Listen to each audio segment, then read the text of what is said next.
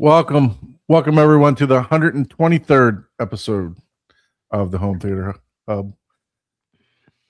What's going on, Ike? How are you? There he is. There is the club croissant. What is he doing? I don't know. He's even got the long hair to go with it, right? He's got it slicked Heck back, yeah, man. like he's in the VIP section. Hey, man. Got all the stuff going on now, man.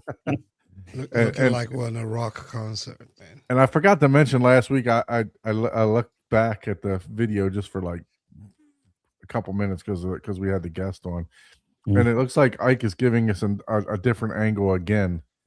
So he's constantly changing the background angles. No, say I just changed the backgrounds. Maybe oh, added. look, see, that's more of a background change. There you go. That's There a you that's go. a good background change. You got an like IMAX there? What do you got? That's the Oh, cinema. there you go. That's actually my photo there. So Oh, okay.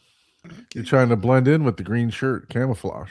yeah, you never We're know. gonna I be was looking there. for you if that's a green screen. Are we still drinking bubbly today? What we got? What's that? Yes, today we're What is it? actually drinking a Oh, there it is, bubbly. There it is. cherry flavored bubbly. Cherry. Bubbly. Yeah. I can't do cherry anything anymore. Ever since I was a kid, I was tormented with cherry medicines, cherry cough syrup, and ever since then, I can't do the cherry. Anything Cherry Robitussin. It just ruined cherry for me for the rest of my life. What's up, Joseph? What's up, Siphonics? How are you, sir? Caught a little bit of your recap of Exponent there with some of your guests. That was pretty good there. So Yeah. You got to come on the show sometime. I know I've seen you in the comments the past couple weeks, so I don't know if you're still what your work schedule is, but yeah, you got to join us sometime, man. Yeah. So how was your week, Ike? It's been a good one. Busy but good. Busy but good. That's always Busy nice. but good. It's always good. So looking forward to a show tonight. All right, very nice. How about you, Paul? How was your week, sir?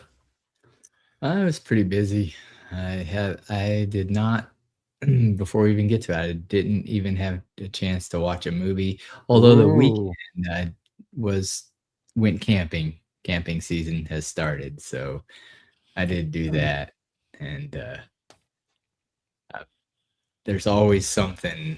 I got a new. I think I told you guys I got a new grill, like a cooking thing. Cooktop grill for Yeah. You were one with nature, huh? And then we had a really, really, really nice tent that we've had for probably over 10 years. And you pay for a tent that lasts 10 years with no leak. I mean, we've been in like storms that blew trees down and we were perfectly dry and fine, barring, trees coming through the tent itself. But we're pretty aware of that, not trying to get next to the older dying trees because that can happen. But anyways, I looked at some newer tents and stuff like that, and man, now they've got special, which I'm gonna get. I ordered actually already. They have tent stakes, and because we camp in some pretty rocky, heavy clay, like that, mostly like rock areas. And they have friggin' little tent stakes that just drill into the ground. Like they're just screwed. Nice. I'm like, man, that you could just make that. Like, why? And I was gonna make them, but for the price of the bolts that you need, and then any heart, it's like, oh man, you can just buy a whole set. Buy them, yeah. Otherwise, I was gonna. That's called mass production. Yeah, exactly. I was like, oh damn, but I was like, wait, it's $2 a bolt. They're like, wait a minute, I can buy a whole set of 20 for like $20. The bolt's $2 a piece. I'm like, the math ain't math in there, damn it. No. Not 3D printing this one, sir. Yeah, exactly. Yeah, pretty much. But I was just like, that's what takes the longest because I set out all the guidelines for everything because we've had some incidences where it's torn stuff up or because you don't tie all the lines down properly. But if you do, generally everything lasts really. I mean, like perfect. Like we'll have a canopy up, everyone else's will be blown away, and ours is still sitting there. Like, yep, what? I don't know why, but like I used to watch this guy on TikTok all the time, and he like camps in the middle of the blizzards and shit, like in Alaska and all kind of different places.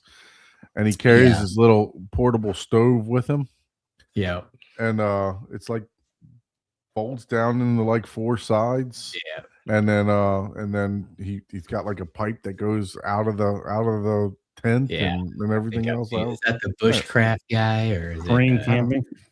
I don't know, man. It's Yeah, I've watched some of those. all It's I pretty- know is the guy was soaking wet in Alaska, and he was lucky to find a shelter, or so-called lucky to find just a shelter around the corner. So I don't Oh, know how wow. much is staged and how much is not, but Yeah, you never know because that's Yeah. kind of Yeah. yeah, for sure. No, but it was like supposedly they have these shelters for campers in But Alaska. that- moral of my story is I'm trying to get up to as bougie as possible. Because I spend a lot of time trying to hammer in stakes, and I'm get an like, RV I know that's we're gonna do Man, every that. time I look at or a RV, pull behind camper, one or the other. Yeah, then yeah. you're bougie. Yeah, every time I that's look at where- the cost of an RV, I'm like, I'm just gonna fly there and get a hotel room. Welcome to the camping hub, guys. Yeah, Um, yeah. It's hard to bring the motorcycle on the airplane. I mean, Oh well, That's- yeah. okay. that's pretty tough. I mean, I could, but if I got that kind of money, They have Yeah. one of those co-op stores by you. You know what I'm talking what's about? that? They No. have like a co-op store that's like full of camping gear and like tents and mountain bikes and all outdoorsy Oh. shit. Oh yeah, we have an REI here. We have REI and we have Camping World. We have one. That of might be those. R. Is it World. REI co-op? Is what it is? Yeah. I think that's what it is. Yeah. I've spent way too much money there. Like way too much money. Yeah, I I call like it air co-op conditioning too store. much. You'd My think I problem. was a professional backpacker as much money as I spent on Camping stuff gear. that compacts down to fit on the motorcycle. Mm. The size cost a lot of money. Yeah. The more compact, the more commas they add on that stuff. Only place I'm camping is in my theater.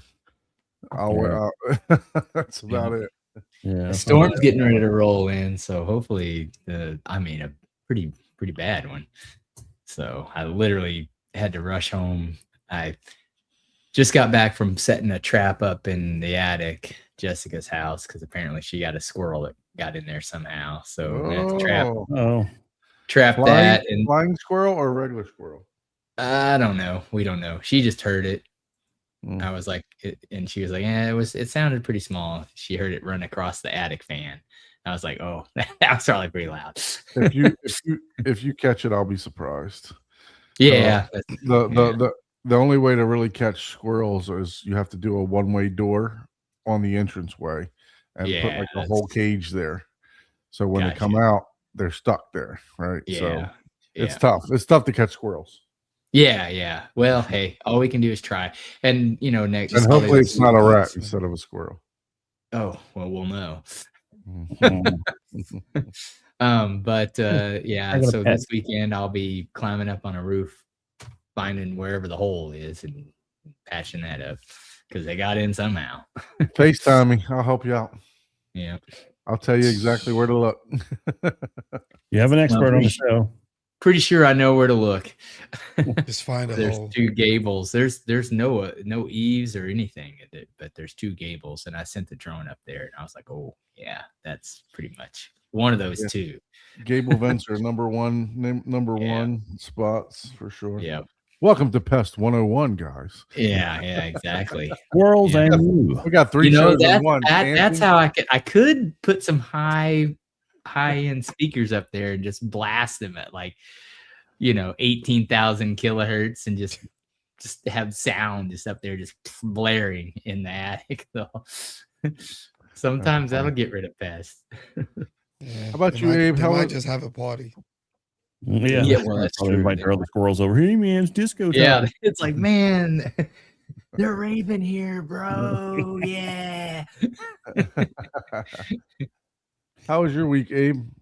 I had a great week. I had a lot of work, so that was good. But in between work, I took some time off. Well, not time off, but time out to go and me and my wife have gone to the movies and forever. So we went. Oh, wow. Let's go to the movies because we have a nice, very nice movie theater here in town that unfortunately in a couple months is going to close. They're going to close a lot of the Regal cinemas here. So it's like, hey, we're going to work. So we decided we're going to see a movie every week or every other week until it closes. And Nice. so just to see it one more time. And actually, we had a great time. We went and saw Project Hail Mary. My wife told me she wanted to see that. She said, "Put it on the Kaleidoscope." I'm like, Not there yet. I would. It's not there yet. Yeah, But honestly- they extended it in the Uh-huh. theaters, by the way. Yeah. Mhm. So Yeah, that's- honestly, it was kind of nice because there was like 5 people in the whole theater, so I got to like find exactly the seat I want, which is nice. And so, hey, this is a great way for until they close up, I can kind of go see a lot of these movies and just sit exactly where I want, and not be bothered by anybody. And this theater actually, for commercial theater, looks and sounds good. So I had a very good experience there. It's nothing. It's not a Dolby Cinema or anything, but it's a Regal Cinema. So it's your That's basic setup. Regals, there. Regals Well- sound pretty good, Jim. Well, Regal don't like to put Atmos a lot of times. Yeah, I got thought they were weak I there. got Regals here, and I'm like, "Where's the Atmos speakers?" They just Yeah, have I don't think this high one had- surrounds. You know. Right. It was good. It could have been better. The video quality was really good. So, but I had a great time, and so it was nice to see that movie. And Well, unfortunately, that movie got, because I was going to go see it too, and I was looking at like there was like maybe 10 theaters that I looked at, and they all it got kicked out of the big theaters. was it and really? because of Super Mario. Yeah. So all the IMAXs and everything else, it was in there, and then boom, Mario came out, and they It's they sad, bumped too, it down to the, yeah, the lower. because it was shot in IMAX 70 millimeter. Mhm. And I was like, so I was looking for an IMAX theater or a Dolby Cinema at least that can really kind of, because it, it was multi-format. I would love to have seen it in that. So yeah, I couldn't find it either. There was no one here who had it. Yeah, that's the reason why I didn't go see it. I was like, you know what, I'll just Yeah, watch it on Kaleidoscope when it comes out. I seen it in the IMAX. Yeah, I liked it. Yeah, it was good. Well, I was happy with what we saw, and also it was a chance to go to the theater for a while. So I definitely enjoyed that. Yeah, I may try to catch it in that theater that I was talking about previously. There's one. It's like a museum, child's museum, but they also have a huge movie theater there, that IMAX movie theater that plays the 70 millimeter. Oh wow. So it'll probably be playing there with the extension. So I may try to catch it there. Yeah. So, but yeah, no, it's for me, it's been a busy week. Unfortunately, didn't do any work on the theater. I was on daddy duty over the weekend. So wife had to work all weekend. So we like to call it a bro weekend. We had a bro weekend. So Yeah. we did a bunch. Me and the boy did a bunch of stuff. So, which was fun. Always fun spending the time with the kids. So Yeah, that's cool. but I was able to catch a couple movies. But we'll go around the room. You talked about Project Hail Mary, so we might as well start with you, Abe. How did you like it? And then any other stuff that you were able to partake in? I liked the movie a lot. I thought it was good. I mean, the story's a little thin for me, but you kind of got to let it go, But I was like, okay, I'll suspension of disbelief. I'll go with a lot of it. But I thought it was really good. I thought definitely the cinematography was really good, and I'm sure it probably has some good demo tracks. And once we get it, Kaleidoscope, you can kind of play with it and see what they have to offer there. But so it has potential there. But it was overall it was a good movie. The other thing I could not believe, okay, they have Ryan Gosling as the main character. I was like, I don't know if I could believe he's a nerdy guy who can't find a woman back home on Earth. And I'm like, okay, kind of hard to believe that one. He's not nerdy enough for me to believe that. So, but yeah, but it was a good movie. And then the other movie I saw was Nuremberg. I saw that on Netflix. Oh yeah, that's good. That was great. That was great. I thought Russell Crowe did a fantastic job. Rami Malek did a really good job as a psychiatrist. I thought that was very well done. Definitely a fun movie. I don't think his accent was very good though. Well, you kind of, a lot of things you got to let go. But it was, it was good. It was good. Yeah. And then what's his name? Shannon. What's the guy that plays the lawyer? Robert Shannon, I think his name is. Did a great job as the trial, the attorney, the lawyer who was prosecuting. So that was my movies. Very good. So how about you, Ike? Were you able to partake in any of those wonderful Blu-rays that you've been purchasing and just letting collect dust? I know, right? No, but I did see Protector, Mila, what's her name? Jovovich, or how probably Mila butchered it. Jovovich. Yeah. He's good. It was one of those things that I expected so much because it was my favorite actress on there. But it was a good movie. And then I saw, what's the other one? War Driver. War Driver, that's another interesting movie. If you're a geek, if you're into cybersecurity space, it's about a guy who's hacking, who's a hacker and who sits in parking lots and war drives, because that's the term for it, right? To drive by and hack into stuff. It's a really, really, really good movie. And then I think I would actually rate that one higher than Protector. Rotten Tomatoes gave it 100%, which is crazy. But well, I didn't even see IMDb gave it a 5 out of 5.5 out of 10. Yeah, I didn't even see that. But yeah, I would rate that higher than I would rate. Now, Protector had a twist was the end. It just threw me off, man, completely. Oh, 21% on Rotten Tomatoes for that one. Oh, wow. I'm surprised you're not telling us that we need to watch this for our homework. No, it's actually, which of them are you referring to for? Is that Protector? Yeah. So it starts off good. And then it goes into this, shoot 'em up type stuff. And then, but there's a twist towards the end. But I think that twist came so late that it was just difficult to recover or to. Or fell flat.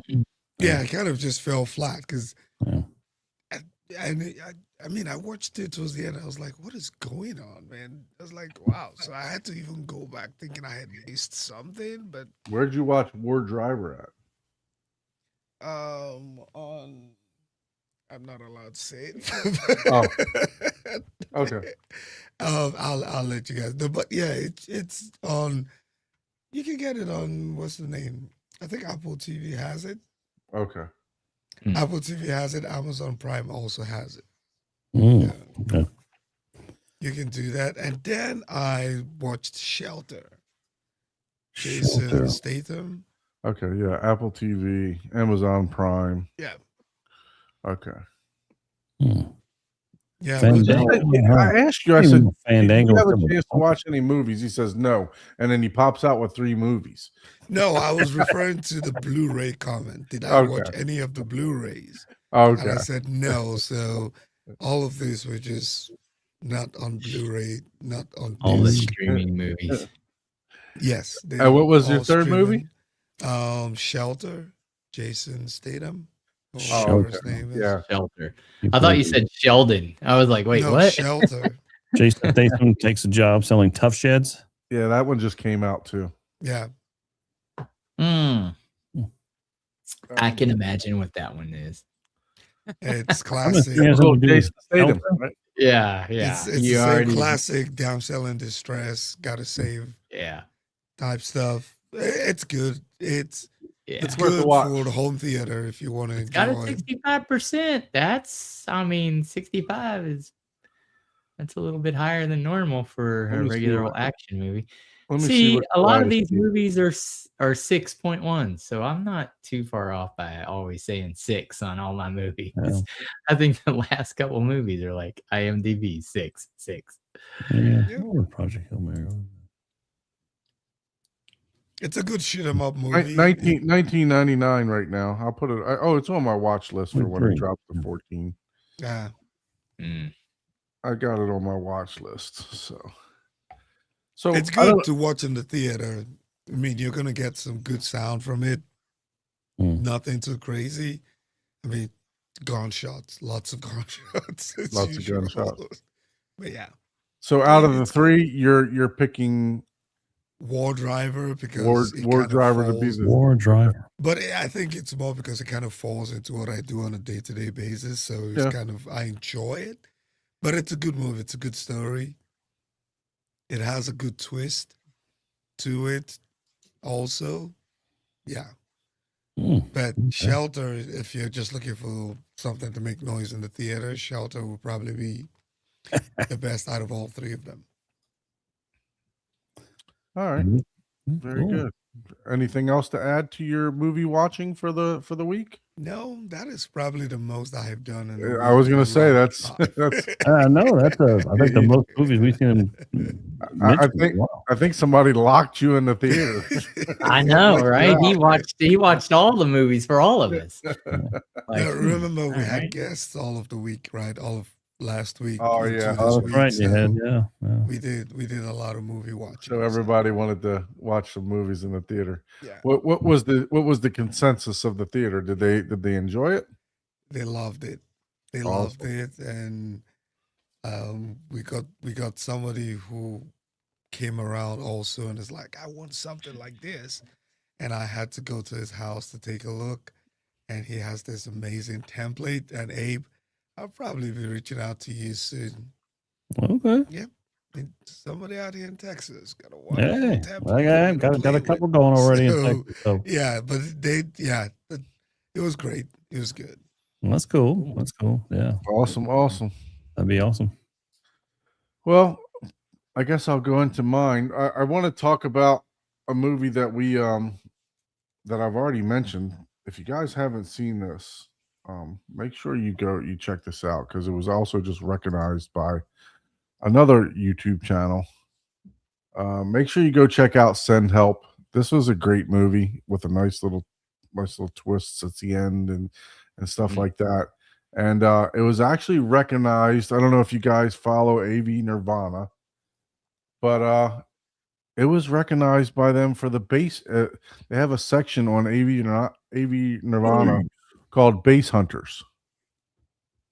You know, there was definitely some good scenes. I don't know that I'm putting it at the top of my list for Bass Hunters, but I mean, there was some good bass in there, you know, but to me it was more of like a lot of there was a lot of dialogue, but there's a plane crash, obviously. There's some fighting scenes and some thunderstorms, but yeah, I'm gonna have to rewatch this now just because Todd put this on his list for Bass Hunters. So but yeah, so wanted to mention that and start the list, right? Like it might be right, like of 2026. This is so far, maybe it's like one of the better ones. Yeah, it could be for sure, because his last Bass Hunters was July of 2025. So Ad Estrada. So maybe, you know, and then he also put Mercy in there, which I don't know what subwoofers he's using. I think he's got like one of the 30 Ascendos in there or something like that. If it's that, every movie's gonna be a Bass Hunter movie. I know. Right? You can watch right. Yeah, I know, right? It's like I just watched the news. Bass Hunter. CNN, man, you should see that bass on CNN. Yeah, man. It's freaking crazy. Hey, CNN goes down to single digits. Now, speaking of that, did the ratings or the bass? RBH released a new giant subwoofer? What's it? I did not see that. What did they release? A 60-inch, like really? subwoofer, yeah. Oh my goodness. At at the Expona thing. That was RBH. Yeah, I believe. I know there was another ceiling mounted. No, yeah, ceiling mounted. No, I don't know that it was RBH. 1,000-pound ceiling mount. Yeah, sure. Cyphonics was there. 60-inch subwoofer flushed into the ceiling. 60-inch subwoofer. I believe Cyphonics had some pictures of it up. I don't know that it was quite RBH, though. I don't remember it being RBH. Yeah, I don't just remember. Maybe it wasn't. But I thought AI says based on the results, there's no mention of a 60-inch subwoofer from RBH. Well, that's AI, man. Yeah, that's AI. The internet made it up. Let's see. I'm sure we can Google this here. 60-inch. Why don't you bang it? Maybe just bang it. Don't Google, bang it. Deuce Audio. There's, I don't know. Who knows? I'm sure they're probably Deuce Audio. I think that was the one. Maybe that's what it is. Yeah, I think that was the one. Let's see if they have it here. Yeah, I think this was the one right here. So another, well, it was only, let me see. It was only like 35,000 or something like that. So no, that wasn't that. The one that I'm looking at or thinking of. I'll have to. This is the one that I saw at M-Wave. This one right here. Not M-Wave. I apologize. At Expono. That's the one I saw on all of the live streams. Oh my god. Giles was there. That's Giles with the. Speaking of Expono, there was you got some competition. Joseph had someone on his live stream the other day that was 3D printing speakers and selling them and they were at Expono. Yeah. And they look pretty nice. Yeah, oh yeah. I know, I've already known, I know a couple places that already sell them. Right. So okay. So Derek says it's the Deuce from CD. So it's the same one that was at CD also. Huh. It looked different. That one looked different. I missed that one. I don't remember that color. Where was that at? Colored dust cone. The 60-inch was right across from the literally the sound rooms were along this row, and then you've seen it. It sat right there across. It was the one that had the Back to the Future vest and the blow up guitar in front of it. Oh, maybe. Okay. Yeah. But anyway, just wanted to mention Todd and his I'm pretty sure there's another one. AV Nirvana here for the send help. But wanted to mention, the fact that he's got these up here, and I really enjoyed the movie Send Help, so I wanted to tell you guys about that again. How much horror is it? Horror, or is just no? It's because that's all like a comedy too, right? Well, I was taken. I honestly, I watched the trailer. I didn't look at the genre. It does say that it's horror. There is maybe one or two jump scares, but there's also some gore. So I like gore. I just don't So it's not horrible. I mean, kids can't watch it, but it's not crazy. But definitely check it out if it's worth a watch. I thoroughly enjoyed it. I'd probably give it a solid 8. For the movie. Wow. Yeah, for sure. The movie or the sound? The movie itself, just a solid 8. Oh, okay. So I didn't come on here raving about the sound. I came on here raving about the movie. But yeah, it was nice. It was good. That's good. A good I enjoyed it. Yeah. And then I continued on my quest. Man, that's a combo right there. The Hunt. I continued on my quest with Return of the Jedi. Oh, you're up to the Return of the Jedi now, huh? Yeah, so nice. That's the third one, right? Huh? Yeah, so it is the third one. So 50 years later. I still remember my Ewok Happy Meal from McDonald's when that movie came out. The Ewoks, yes, the Ewoks, and Princess Leia, and man, one thing that surprised me in the movie prior to that was what was the one before that? Empire Strikes Back, which is the best one. They had Princess Leia in basically like a bikini here. I mean, it's like, oh, okay, I didn't know we were going that route. Many a young boy was admiring that picture of Princess Leia. Yeah. That was one of them. There you go, right there. Yeah. I mean, come on, that was Yeah. like Hey, As a child, saw I that- you know I watched this when I was way younger. You know, it was 1983. I was born in. I was 10 years old. You know, so basically, you know, just coming into my age at that time, I guess. yeah, You you I was were 10 years watching old Jabba too, the but I was Hutt. still like, oh yeah. know? I saw That was a BDSM scene with Jabba the Hell Hutt. yeah. I mean, you know, he got her with the chain around the I neck. know, man. I was like, It's like, oh And man. then if I yeah, was a yeah, that husband, was that's exactly crazy, what I right? would do. I was like, oh, we're doing this. Mm-hmm. Hut don't Uh, play. The Hut don't play, man. He said, hook her up, man. yeah. Yeah. Oh, Yeah. I didn't even put the darn picture up there. I'm sharing the picture. Yeah, here you go. Here's the poster there. Yep. So, of the Return of the Jedi. And then Yeah. a movie that I've Poster been still holds up today. Yeah. then a movie that I was I purchased a while back due to a recommendation from someone on the show was The Big Short. Ah, yeah. Mm. Love it. Love that movie. Me and the wife watched this. Me, the wife, and mother-in-law watched this last night. So, a lot of good actors in this. I mean, look Oh, at yeah. the cast: Steve, Uh, you know, Steve Carell, Christian Bale, Ryan Gosling, Brad Pitt. You know, I mean, just an all-star cast. It was a good movie. I will say you know, it for me, it kind of drug a little bit, but you know, there's no action or anything like that. It's just Did you get Margot Robbie's explanation in Margot Robbie in Did you the get that? Did you get that explanation? Yes, that I was think worth she should watching. explain more things in a I could watch her drink milk. It doesn't matter. man, she could just talk the whole movie. And I bet I'd been all about it. Shit.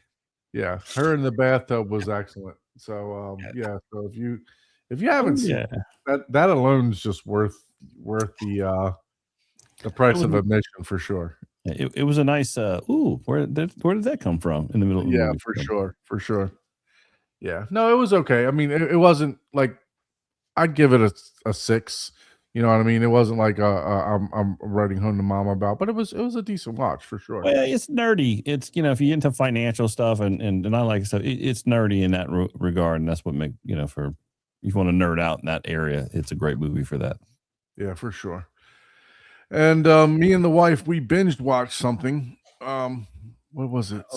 I don't know that you can call it binge watching when there's only 6 episodes, but I will highly suggest that if you like twists and turns and mystery and who done it, go ahead and check out His and Hers on Netflix.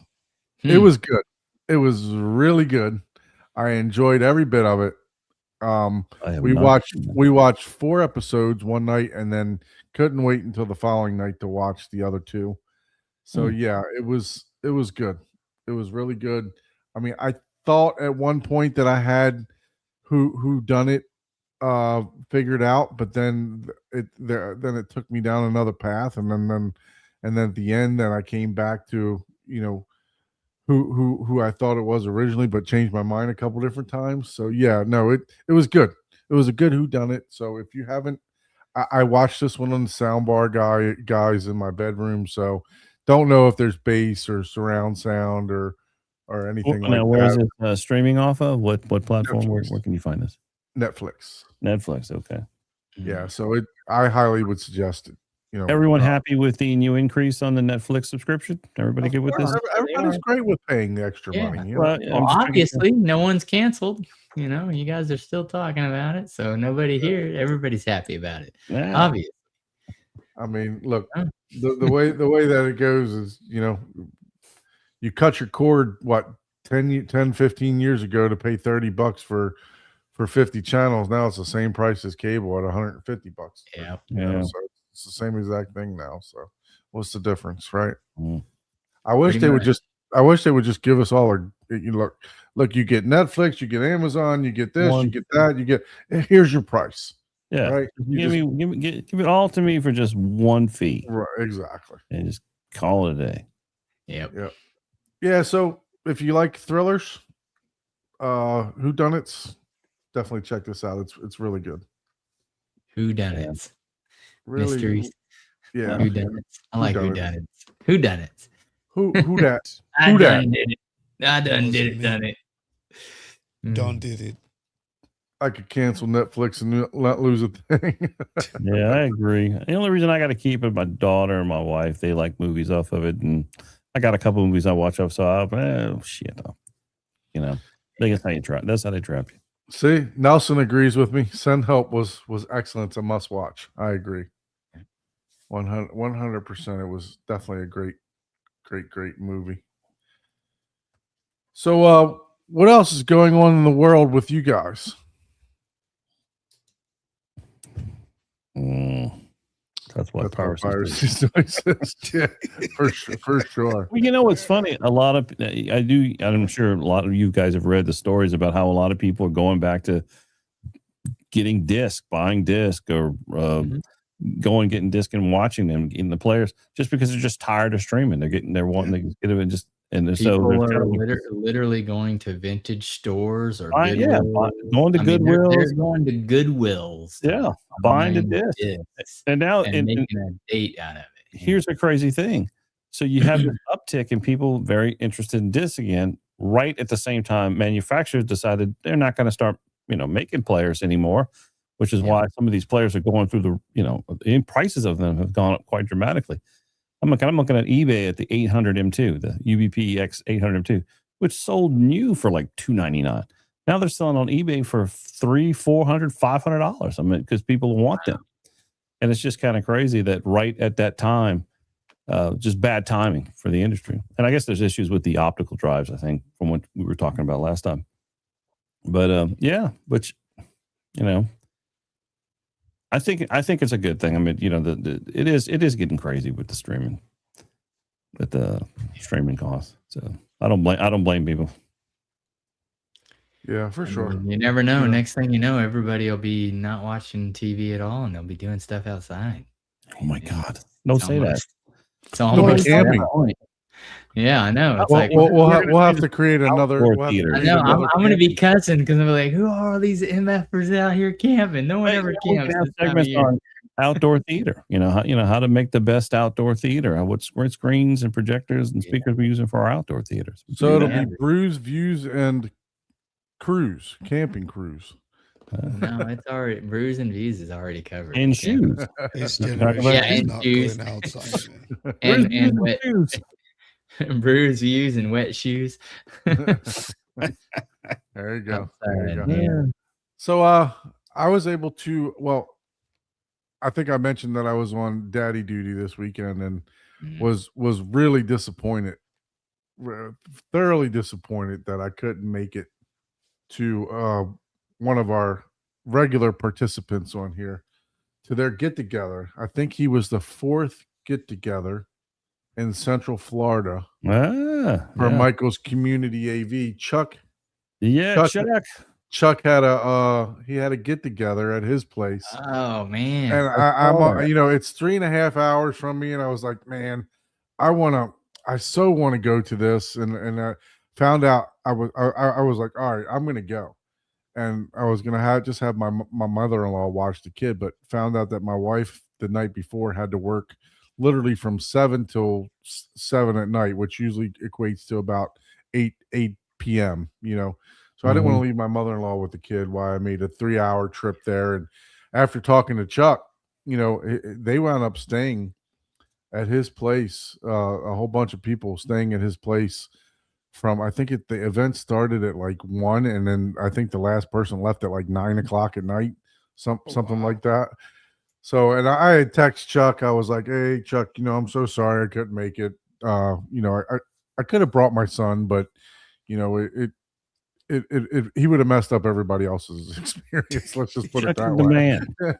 So this is this was some of the people that came over to his get together. So, and obviously this is his RBH theater system that we've seen on here before. But yeah, I was so bummed that I didn't get to go. But after talking to Chuck, he said it was a really good event. And this is a sign that I like that sign. Yeah, so this is a sign that actually one of the guys that he just met bought him for his birthday. Oh, Wow. So from their group. So Wow. that's Dang, really cool. man. I think I need to change group now. Man. Yeah, right. Yeah. And this I'm was gonna on be the this was on- first I'm DE changing member. groups. Like, Who's in that what? group? I'm gonna Yeah, be an this- online member. There's no residency requirement, right? Yeah. Yeah, so look, I mean, it looks fantastic over top of the door. It looks great. Well, it looks That is amazing. beautiful. Yeah, it's awesome, man. I was like, oh, this is so cool, That is cool. So, but yeah, I'm glad to hear that they had a great time and they had a good event, So, it was pretty cool Oh, to yeah, see Chuck. Yeah, that was cool. I saw that. I was like, hey, that's awesome. that. So, Youth Man was there, and I don't know, I don't know any of the other group, but I would have liked to get there and see, some of the meet some of the guys there in the Central Florida group. I'm not too far from Central Florida. Like I said, takes me about 2.5 to 3 hours to get to Orlando to get to Disney. So, not entirely out of my way by no means. I wouldn't have mind making the 3-hour hike up there for sure.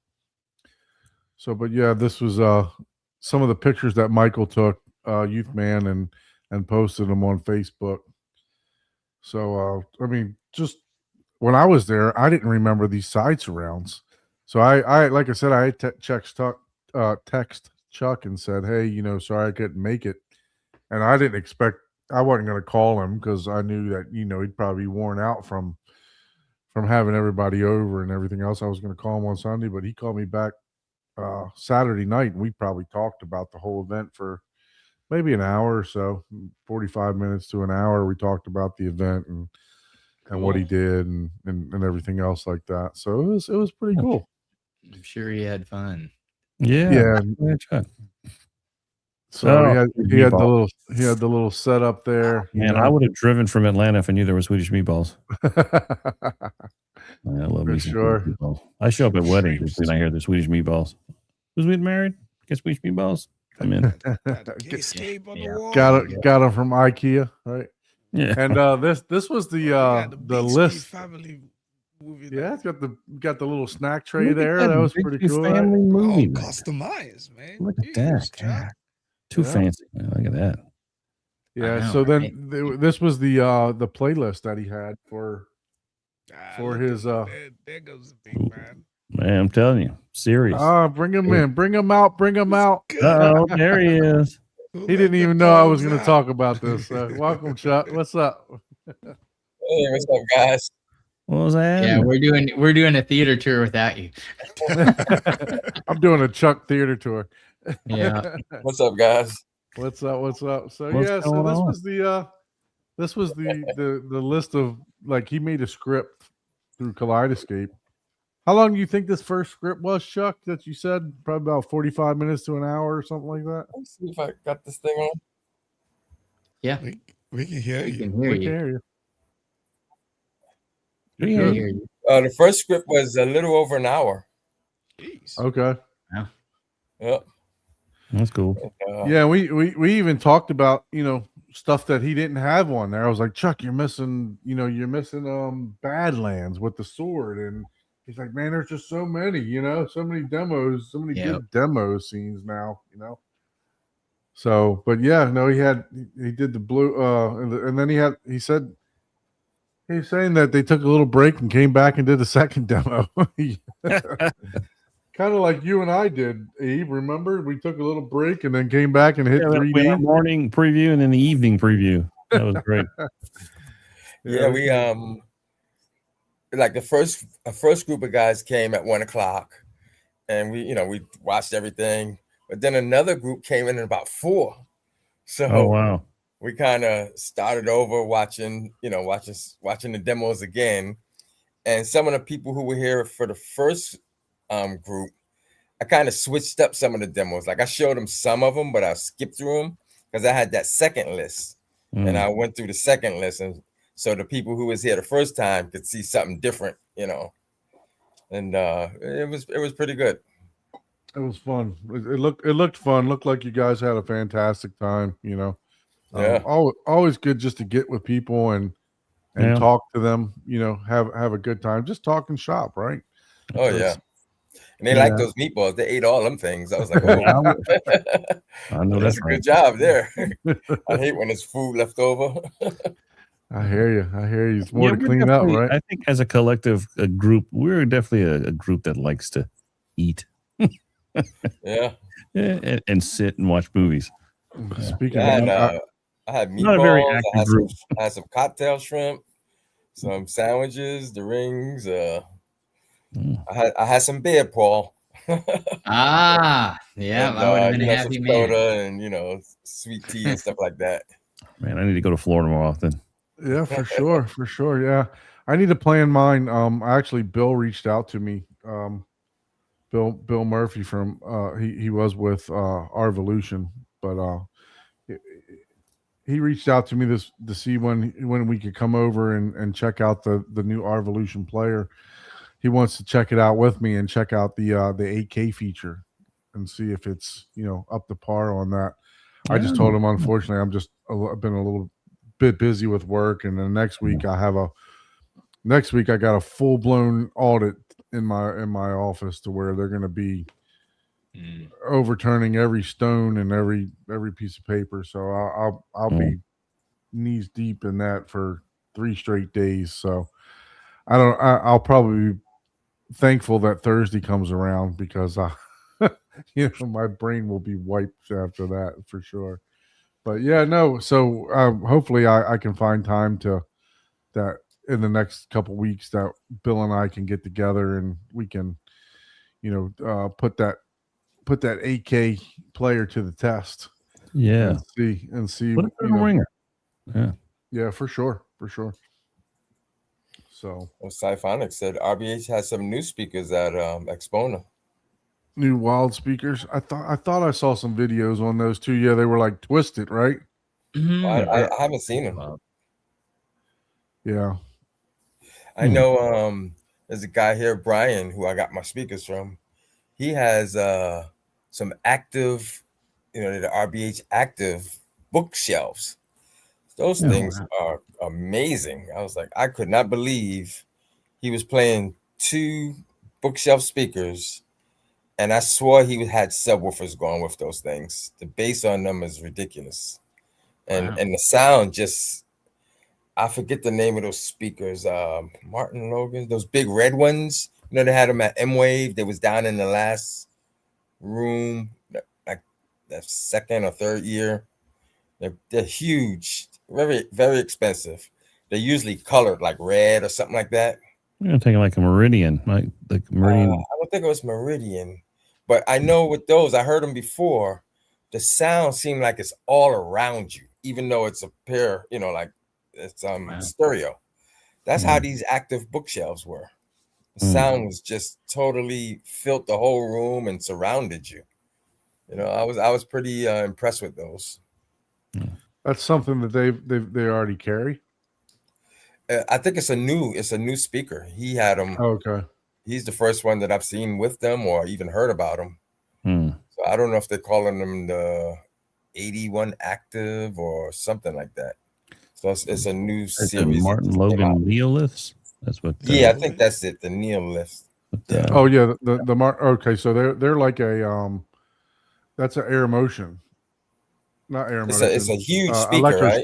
It's an electrostat. It's a huge speaker, isn't it? Yeah, these things are like 2 feet, 2.5 feet wide and 4 feet tall. They're a very big speaker. And I know they had them in when you first come in the door, that first section, all the way down on the end on the right. I forget what they are, but you're talking about the Martin Logans. Yeah, the Martin Logans, they had the Neoliths there. They're electrostats. Well, these bookshelves filled the room like those, because I heard those Neoliths at another place. And where they were at, they just filled that whole room up. And I felt like the speakers were behind me as well as in front. And that's what these active bookshelves were like.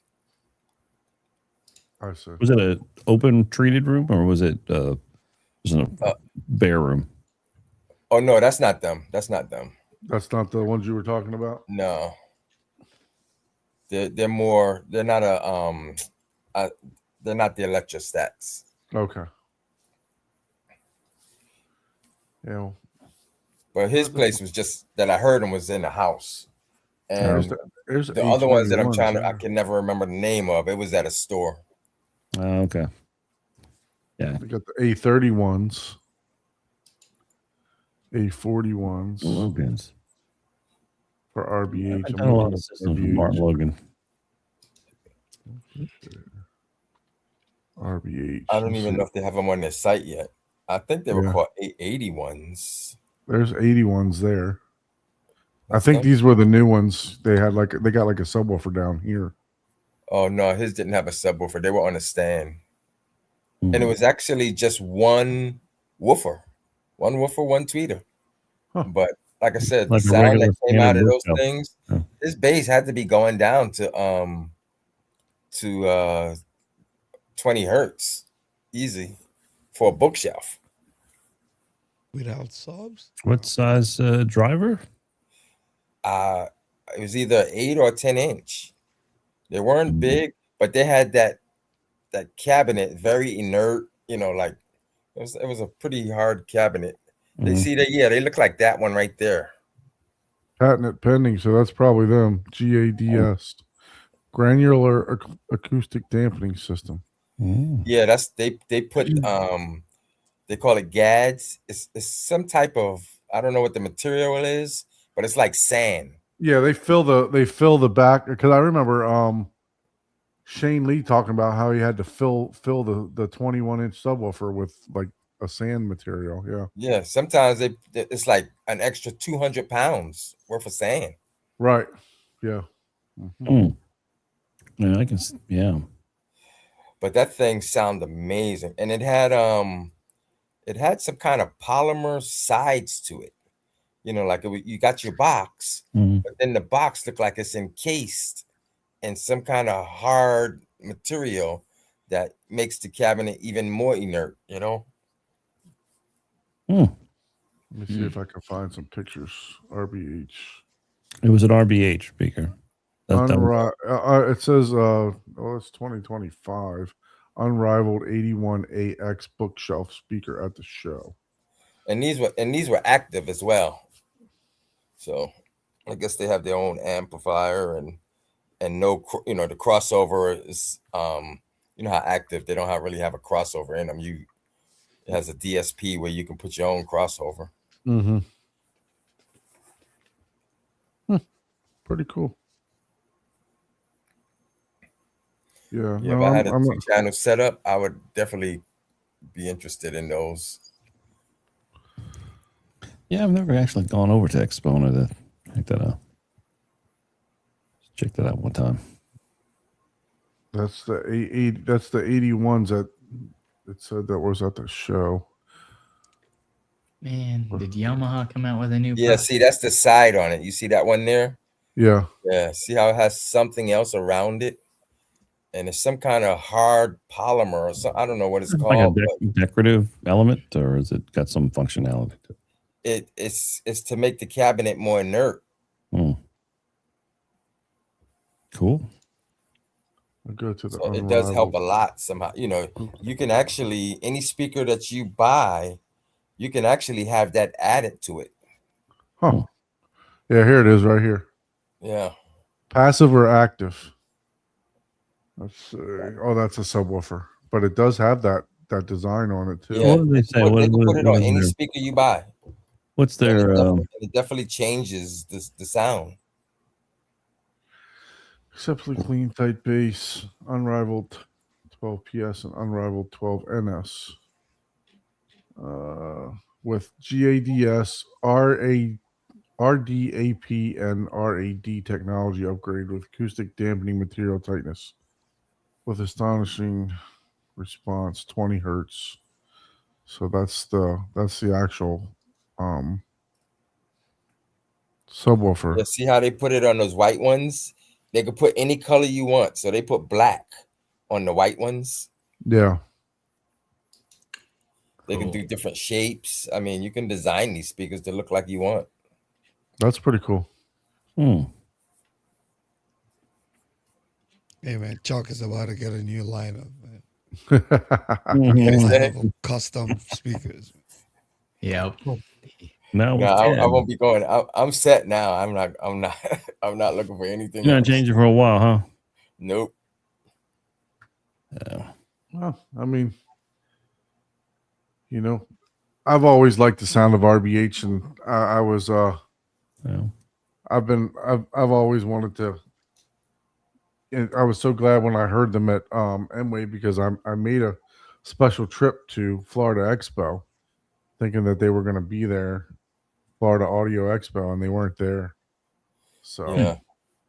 I had to go to Don Dunn's house to hear him, Yeah. because he had some at his house before I I bought remember mine. that. Yeah. Atlantic Before I bought Technology. mine, I went to his house. And the sad part was he had taken his front stage down because he was auditioning. I forgot who it was, Arundel's, or somebody had some new speakers. So he had them in the back. So I was listening to him, but it's not the same as hearing them up front, because the back is just ambient sound. So I sat next to it trying to hear it. But then he let me go in his office, and he had a pair of small bookshelves on his desk. And I went in there. He locked me in the room. I stayed in there for like 30 minutes just going through music, And that's when I was like, okay, yeah, these are amazing. Come to find out, I didn't know it at the time, but those little, I guess you would call those near fields when you have them on the side of your computer or whatever, those were actives. I didn't know that at the time when I was listening to them. Yeah, I know Clips makes a little setup like that too, that are active, for the fives, desktop. right? Yeah, So the fives, sevens and the fives. fives and the sevens. Yeah. Yeah. But I was very impressed. That's what made me say, okay, I'm all in now. Yeah. Well, yeah, the RBH you have in your theater, I was impressed with them. From the musicality of them, I was really impressed with it too. Yeah, I think the mid range is better than the Martin Logans that I have, but I think the tweeter and the bass is about the same to me, but I think the mid range in your theater is a little bit more pronounced than mine. Yeah, and I still think you get a bigger sound stage than I do, but that could be due to dispersion of the speaker, or it could be due to the fact that I still don't have any treatments up too. So yeah. Once it absorbs, that doesn't bounce back as much. It's a good demo, and I didn't realize it until I put it up. That picture you showed with the lion, it's a cartoon. Sing too. Yeah, that song at the end, the crowd noise in the background. I mean, I felt like I was in that stadium, with everybody yelling, and I mean, the singing was fantastic, but the surrounds with everybody yelling, I really felt like I was in the middle of that concert, Yeah, it's cool. So for a demo, that thing is pretty good. They use that also to show off the one of the I think it was either the Barco or the Christie projector that was at M-Wave. Yeah. For this, they used the same the scene. picture on that is amazing too, actually. Yeah, for sure. Yeah, it's got some good clarity to it. A lot of depth and detail. For sure. I'm glad to hear you had a great time with this, Chuck, because I know you like to get out, just like we talked about going to M-Wave again and everything else like that. So I know you like to get out and check out people's theaters, and it was great for you to that's cool to go to actually host this and have people come over. So yeah, we have to get rid of that Tampa Bay Bucks helmet, but other than that, we're good. that helmet signed by Warren Sapp. Okay. Yeah, my son bought it for me. Oh, that's cool.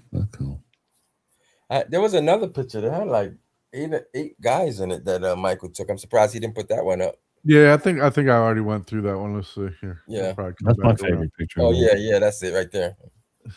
I looked at that picture later. I'm like, ooh, this is one Motley Crue right here. You said that's your favorite picture, Abe? Lady Gaga? No, the Swedish meatballs and the sweetest meatballs. Yeah, that was it. Yeah. Oh, yeah. Oh. Where'd you get the box from?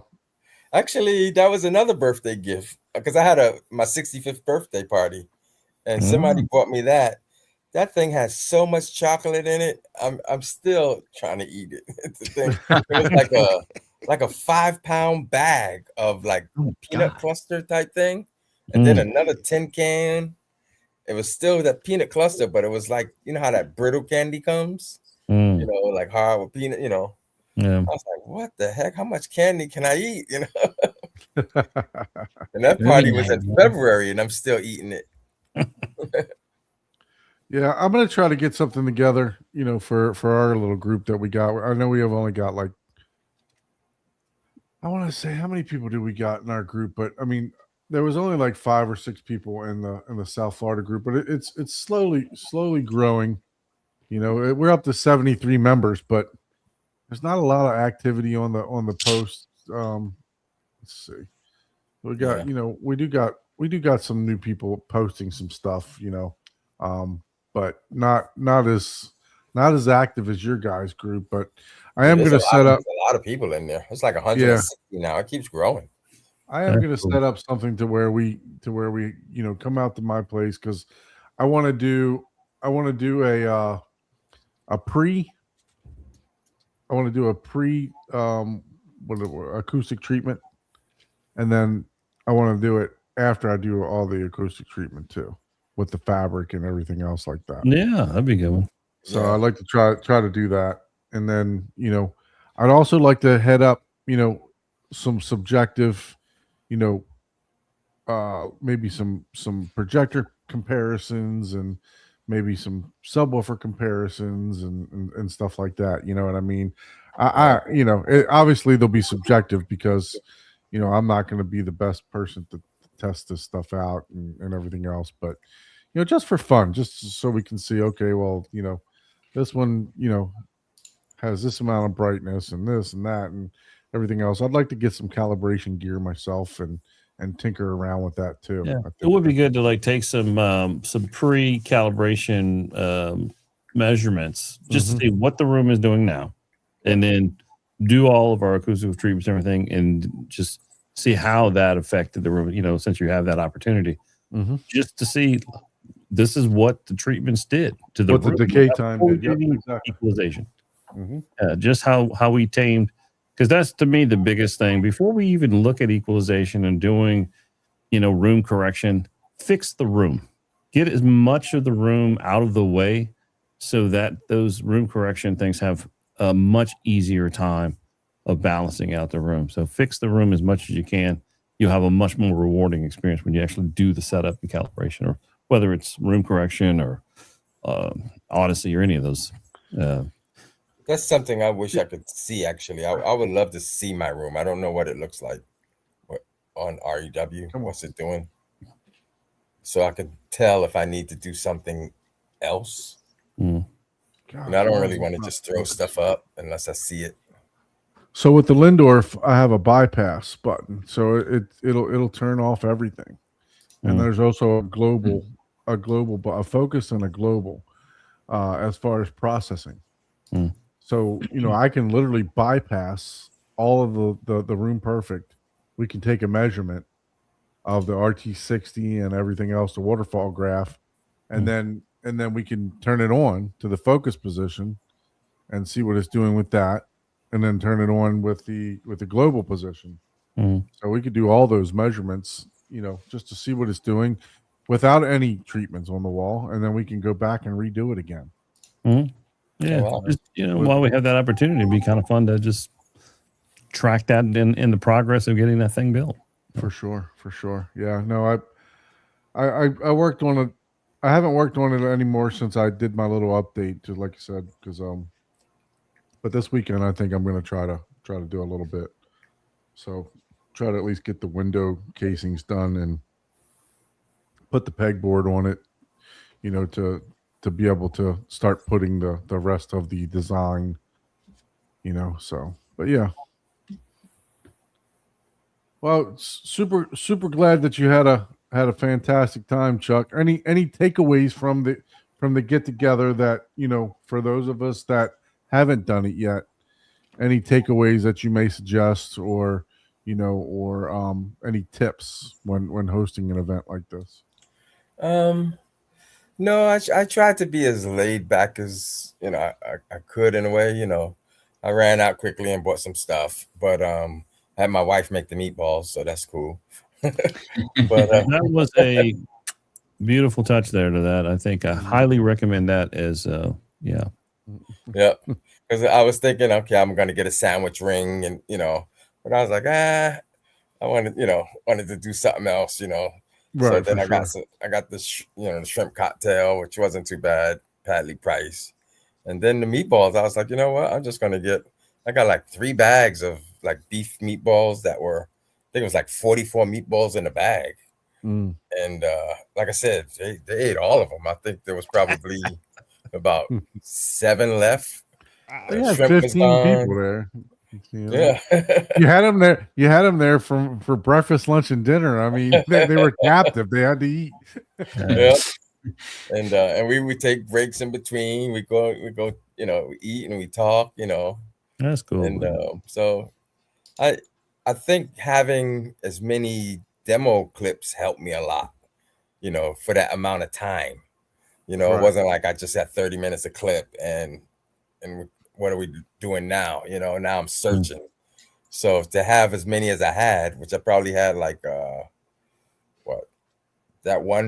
first one, it was like 20 of them, and that was, like I said, was over an hour. The next one was less. You put them all in a row, like kind of like all of this, just one shot. So what was the maximum amount of people that you had at one time? I would say 9. No, yeah, 9, counting myself, because the way my room is set up, I got these 3 chairs here. I got 4 bar stools in the back, so that's 7. I sat off on the side, and Brian sat off on the side because he'd been to my room so much. He's the one who calibrated it.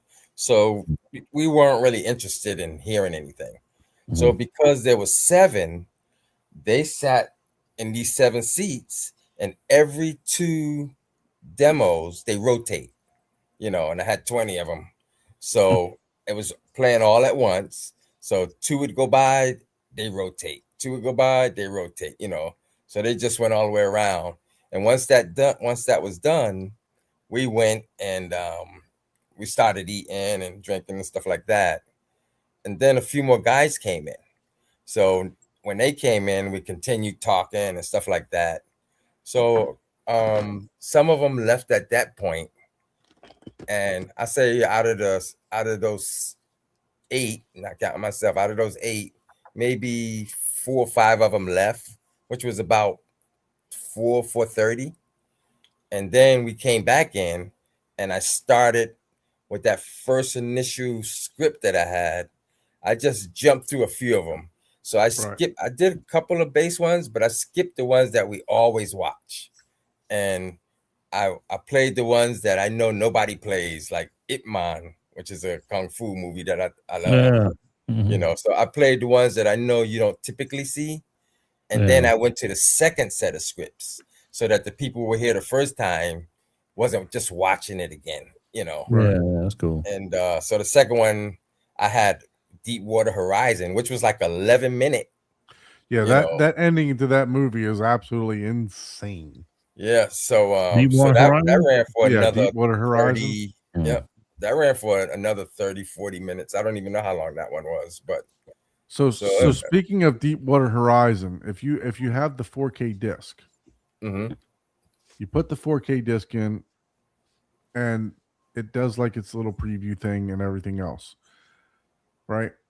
You put the Blu-ray disc in, and it has the Dolby Atmos at the beginning of the movie, the Dolby Atmos like sound, where it goes through each channel, boom, boom, boom, boom, boom, boom, and it walks, but it does not have that on the 4K 4K. version. Really? Yeah, it's so crazy. That is interesting. I would just I literally on the Blu-ray version, I would use that just the beginning of that to demo like my living room system to I did not know to that. my family. Yeah. Yeah. So yeah, if you have the Blu-ray version, Fun you get fact. that you get that panning around the room of the Dolby Atmos, where it's like triangles and glass breaking and stuff like that. Yeah, I think I've heard that before, but that's interesting that the 4K UHD doesn't have Yep. it. It didn't have it on it. Yep. Yes, that. Yeah. Yeah. I think all There's a couple there's a lot of of little hidden videos. gems and on Blu-rays and DVDs. You guys know that every Sony, I know every Sony DVD, and I think Blu-rays too have if you put in their discs and you're on a menu and you type Sony in numbers, I forgot what the numbers are. It pulls up a color calibration. 7669. Oh, really? Yeah, I think it's 7669, right? Yeah, something like that. Yeah. Yeah. And there's other discs that have stuff like that hidden in it too. Hey, Like sound tests and all kinds of stuff. hey, that just reminded me. I did a long time ago. One of the shows we were talking about the Spears and Munsell Yep. calibration disc. Yep. Or one of you. I want to know if you ever had a chance to look at that because I think we were talking about one of it. You were gonna. I don't know if this was you or not, but I have the new one. yeah, I have doing a new one. I haven't used it yet. I have an older one. Yeah, I have both the new. Yeah, I one got the and new one older too, but I think that would be a great one just to make a video. Just how do you how best to utilize that disc. I think a lot of people don't quite understand how to utilize that disc. I know, man. The first time I tried to use it too, I was like, "What in the world?" I was the same way. I was like, "What the hell is this? And how do I use this?" But after a while, I kind of got like a graduate physics textbook. But it's got a lot of crazy stuff. Highly recommended, and definitely, I think a good video on kind of layman's terms how to use it. I need to get me a good color emitter Oh. because the one I used to have, I don't know if I can still trust it. It does a good job. It does a really good job. Well, another demo that wasn't on the list that I had was oh man, what's the name of that? I'm blanking. SpongeBob movie? No, it's kind of somewhat of a horror movie, and it has 6 clips on Kaleidoscape. So I downloaded each one of those clips, and I let them watch that as well because it's a pretty. You told good, me about that, and I can't even remember what it is now. It's on the Kaleidoscape store. Yeah. Clip? Oh. Deep Sleep. I think that's Sleep. Yeah, that was something sleep. Dr. Sleep. Doctor Sleep. Yeah. Oh, that's a good one. That's a really. I have not seen that. Is that I've never? What is it? It's part 2. It's part 2 of The Shining. Oh, You haven't seen that? I have not seen that. You've seen The Shining? I've seen The Shining, many years ago, but I did not know this is part 2. Part 2. Yep. Oh, Yep. Yeah, I've not watched it, but I heard that it definitely was demo worthy scenes. And That one is really good. If you download the I have got to write Basegate, that down. they got 6 scenes on there, and every one of those scenes, I end up making a separate demo script for that, all 6 scenes. So I also played that for them. Yeah. I know a lot of people were not into horror, so I kept that separate. Mm-hmm. I didn't mix it in. So yeah, if Ike came over there and watched that, he'd have to bring his blanket with him. But the funny thing is, it's not That's it's not not really that scary. yeah, that's not really a scary. Like, why is he making fun of you saying you need your blanket? Yeah, it's really not that scary. And the funny part is, the 6 scenes are the scariest part in the whole movie. Really? You would watch those scenes and your head would say, "This is part 2 of The Shining," but then when you watch the movie, it fills in all the gaps. That's where all the dialogue and the explaining. It's really It's a good. When was that movie made? Oh God, I don't even know when it was made. It's on the old Plexel. Dr. Sleep, 2019. Yeah. Okay, 2019. It's really, man. I tell you what I liked about it was they used the bass in the movie appropriately. Oh, Derek saying it's the That- prequel to The Shining.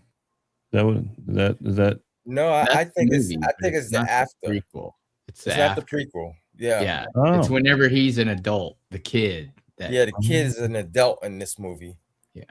Oh, okay. Yeah, I had no idea they even made this. Wow. So check yeah, it it out. kind of flew under the radar if you weren't aware of it, but and I don't know why, but Well, yeah, probably it was, that was probably right during COVID, right? That's probably why it fell off the radar. I think the name of the movie is what yeah. you I know. think it was the name. Yeah, Yeah. Dr. Sleep kind of made it.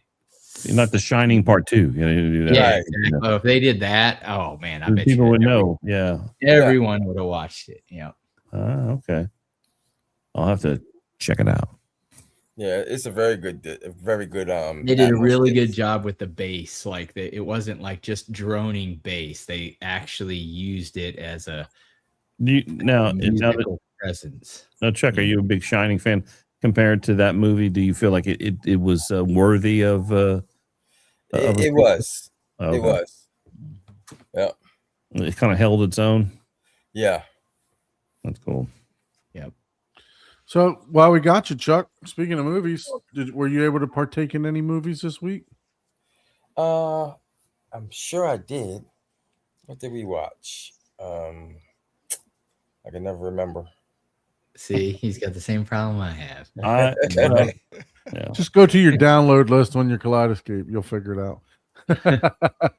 Yeah, let me see if I can. It's like I have so many different ways to watch movies. It's like, man, I wish there was one central, like, hey, it would just keep track of what you watched.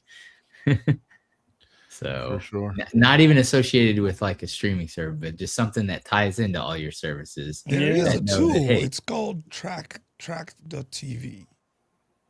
I use Really? that.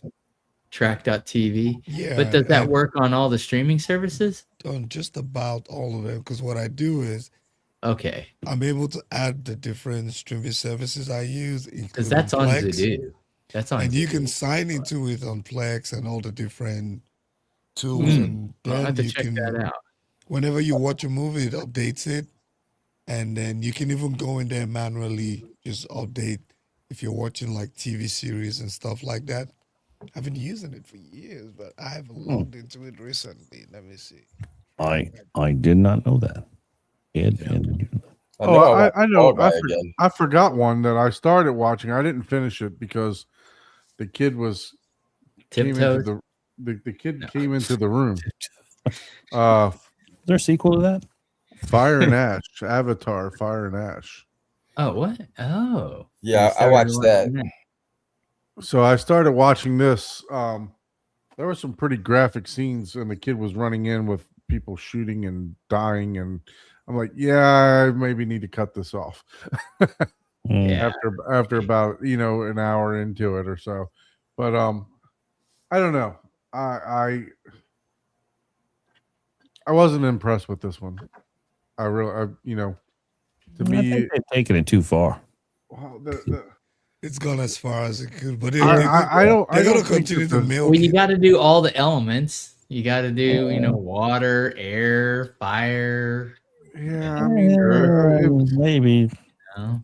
I guess deep space. I don't know. The story. whatever. Oh, man, Some deep people are space. saying this was the best one. Really? And I'm like, look, I haven't watched it all, so I don't know. I'm gonna I'll have to rewatch watch it. it, I'm gonna yeah. watch it at reference. When my son's not around, but I want to. I'll watch it again, but I did feel like some of the CGI was really corny. I mean, it was, it wasn't as good as some of the other stuff. Kind of like they kind of just dialed it in.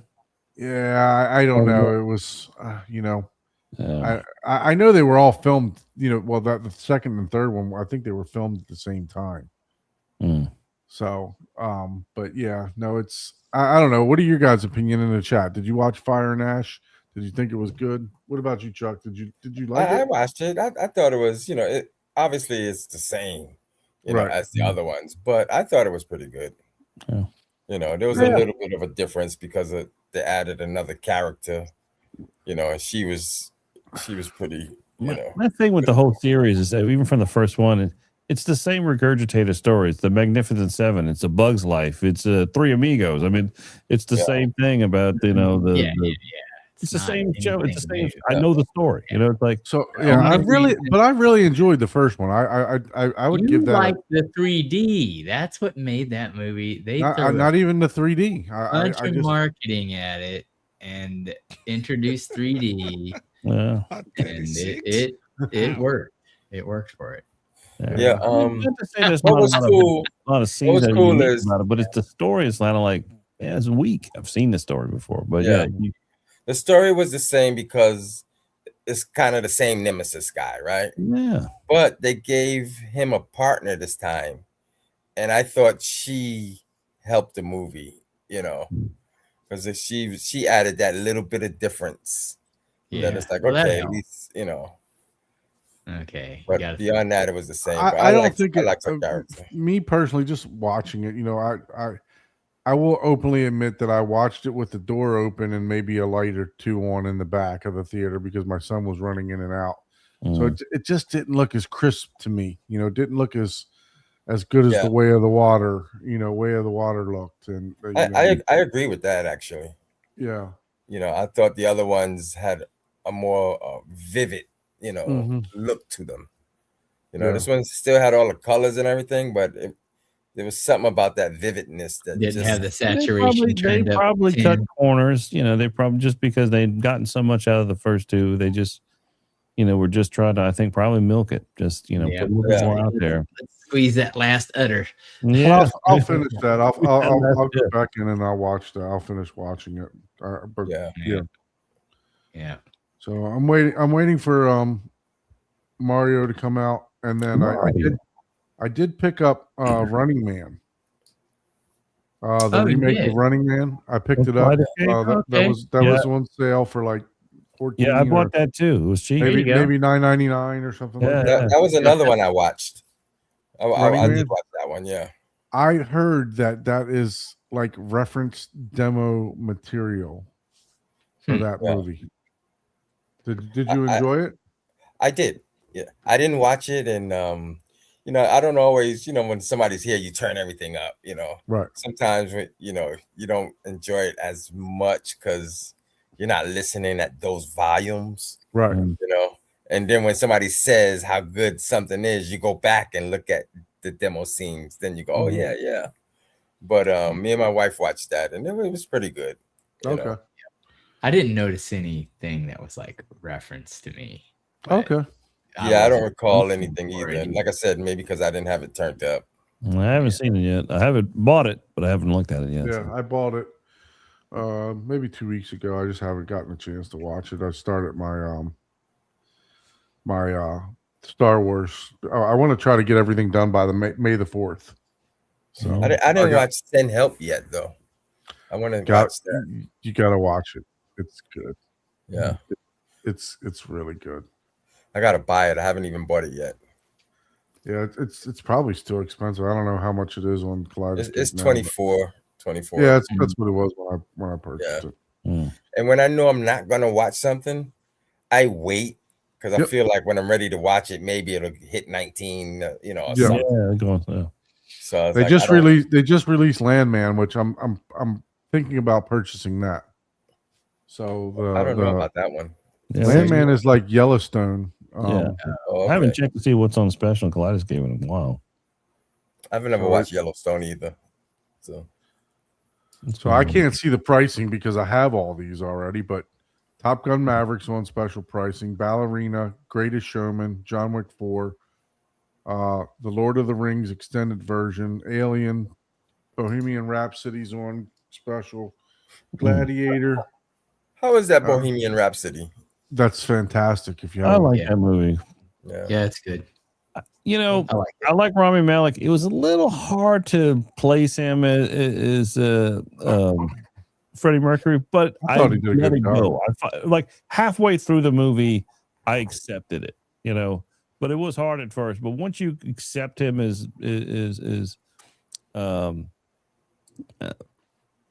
Freddie Mercury, it makes the movie more enjoyable. So that was my only thing about watching that movie is I had to kind of wrap my head around that. But once I got into it, I realized he actually did a good job, even though it was just kind of weird at first. But yeah, excellent movie. Great sound too. Music, fantastic. Well, So Wild you go Robot. into that movie knowing the soundtrack. Yeah, it was good stuff. Yeah, how much they want for that? $9.99 for Bohemian Rhapsody. Wow, That's good. That's a great That's a price. great Yeah, price. I gotta That's a look it up. steal right there. You got to buy that. That is It's a good one. definitely worth that. Yeah. Yeah. 4K. I'm sitting here looking Yeah, at the movies that are on sale for this week, right? They're in rows of 3. 1, 2, 3, 4, 5, 6, 7.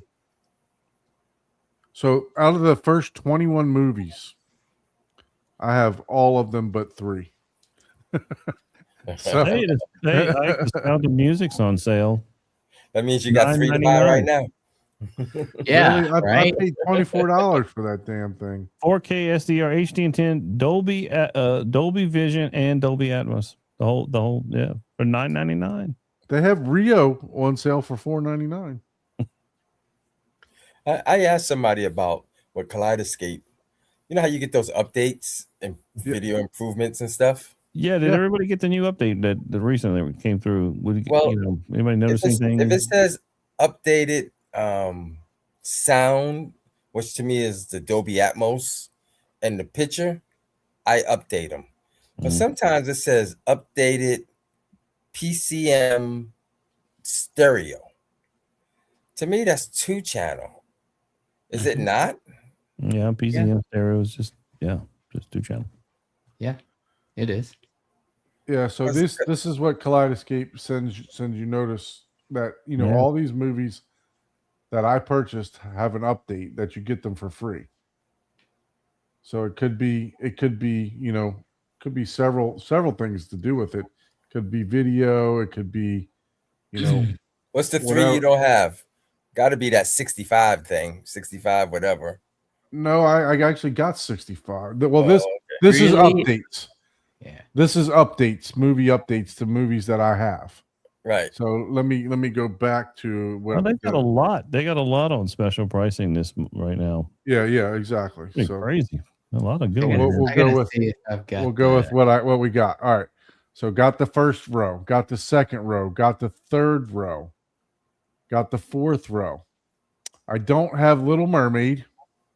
Why not? I don't have Rio. And I don't have The Godfather on Kaleidoscape, but I have it on, I have it on disc. So those were the 3 that I don't have for the first 7 rows. Right. I've got The Godfather on Laserdisc still. Oh my god. So, but then if we go after that, I have all the Lord of the Rings. I have all the Hobbits. I have all the Indiana Jones. I have all the Mission Impossibles. I have stuff on all the John Wicks, all the Equalizers, all the Quiet Places. I don't have Star Trek or Anchorman on Kaleidoscape, but I do have them on disc. I have 2,100 movies on disc. So, I actually own The Proposal on Kaleidoscape too. So that's actually a good movie. I enjoyed that. Yeah, one of my favorite movies on special, The Catch a Thief. Alfred Hitchcock movie. Excellent movie. It's on special. If you like an old movie with a great story, that's a winner right there. Catch a Thief. I tried to. What was I trying to watch? Why do you keep putting me back here? Let's see. There we go. I tried to. What movie did I try to watch that was old that I told you I downloaded it? I never finished it. I don't think. Yeah, Oh no, I it was an old courtroom movie that we talked about. Oh, the 12 Angry Men. Yeah. 12 Angry Men. Yeah. Yeah, great movie. You said you liked it, right? Yeah, it was good. Yep. Yep. Excellent movie, and it's just nothing but dialogue, pretty much, and just some amazing acting. That's all it was, excellent movie. Yeah, for sure. So there's something to be said about some of those old movies where they didn't rely on. There wasn't a lot of special effects. There wasn't a lot of all the crazy stuff we get to enjoy now, but there was just story and there was dialogue and it was just amazing. Yep. So those still have a lot of merit, to watch those old movies. just great storytelling. Well, look, we usually wait to the end of the show to do this, but I just want to mention the fact that obviously we've been short on guests, right? So if you'd like to be a guest, maybe people aren't making it to the end of the show, right? So I wanted to bring this up. We did have a guest last week, but the previous week a couple weeks we didn't have a guest, right? So we really need people to either at least send us pictures, of their theater. You don't have to be on if you don't want to. We can just talk about the theater. You can give us some notes or some build pictures or We can whatever talk about it for you. Yeah, for sure. We can take a look at it and you can give us a list. We prefer for people to do a live tour, but if not, if you don't want to be on camera, that's perfectly fine. You can send us your pictures to hometheaterhublive@gmail.com or, with a list of all your equipment, or you could just, agree to come on the show and be a guest on the show. And the way to do that also is to shoot us an email at hometheaterhublive@gmail.com. So, like I said, in order to keep the show going, it's kind of slow right now in this world of AV, right? It's not a whole lot of new stuff coming out, and we can only talk about our own theater so much. So we need participants, right? We need people to help us out for the show. So And I've got a lot of it's the only theaters out reason there. Don hasn't completed his theater, so we can have something to talk about. So come on, guys, we need you to come. I got a lot of theaters out there, but they're all like in construction. So they're kind of in that boring phase. So I've nothing pretty to show. I actually like the construction phase because then you get an idea of what we know that you like it a lot. I like to keep it in that phase. I like to keep it right down. I like to keep it. I wish I had a big middle finger. What do they call those emojis to put up? Oh man, yeah, no, seriously. I actually like the building phase. Because the then you Crow get different ideas. He might have some new updates soon. So there we go. Yeah, we next week I have to go to the one in North Carolina. So it's we're going to be putting carpet in, and so maybe I can show a little bit of that. Maybe for sure. Yeah, we would love to see some progress on some of the theaters that you're doing. Yeah. So, Derek, Tom, I like the construction phase. My favorite part. No, I mean, look. I enjoy building stuff, so I mean, I don't care how long it takes me to do it. I enjoy doing it myself. So, I think I mentioned that. That is really the fun part. I mean, definitely that for me too. I mean, I've been doing this for a long time. The journey sometimes for me is the most enjoyable part. Like I know what these theaters are going to sound like at the end. I've heard enough of them, and I love them. I love them. Don't worry. I trust me. I get just as giddy as the clients when we turn it on for the first time after a year or sometimes 2 or 3 years because we're waiting for this house to get built. It's an amazing. It never gets old. When we turn on that system for the first time, it never gets old. It's always amazing. But for me, the thing that I've learned to enjoy the most is the journey, is the process of going through design and engineering and actually start, turning something that we've been staring at on paper for months into reality. And that journey it's never gets old either. I enjoy it. And the cool part about it is like the guy last week, right? He had a suspended ceiling. So to overcome just a suspended ceiling and iron beam frame, right? He had to come up with a creative way to be able to mount his Atmos speakers. He had to come up with a creative way to mount his. And that's the fun part, is solving these weird things that you run into all the time. And I've been doing this for a long time. Every job is different. There's always something new that you've got to solve. And that's part of the fun. For me, I like the challenges sometimes. How are we going to fix this? How are we going to do this? And then when it turns out great, you're like, oh man, I did that. You know what I mean? I was able to do that. I mean, Chuck does this shit with his eyes closed. I know, man. Chuck is like, I went to we got these home theater crawls, but one of the guys who was here, I went to his house. He lives 15 minutes from me, and he's in a 14 by 14 bedroom. But I swear the sound that he has in there, and he has I think his bed layer is only 5-channel. He has Atmos, but his system I thought sounded amazing. You know, the panning, and you know, he did a fantastic job in a bedroom, 14 by 14. We need to get him on the show, Chuck. I need you to promote Yeah. us so that it come on the show. Come on the show. Yeah, I'll see what he says. Yeah, for sure, for sure. Would love to see. And Michael did a tour of one that was a smaller bedroom before, that somebody did. I think they made it like a whole Harry Potter theme a while back, Yeah. a couple years back. That was, you know, he said was really, really, you know, really good. It looked. I thought that one was one of the best ones because, you know, it was small. It was, you know, because you know it's not that it's easy, but it's. I mean, if you have $1 million, of course you can make it amazing. You know what I Right, mean? exactly. Yep. And you know, 50 by 30-foot room. Well, you could make it however you want. You know, like that's to you pay a fancy designer like Abe, and bam, your wish is my command. Kapow!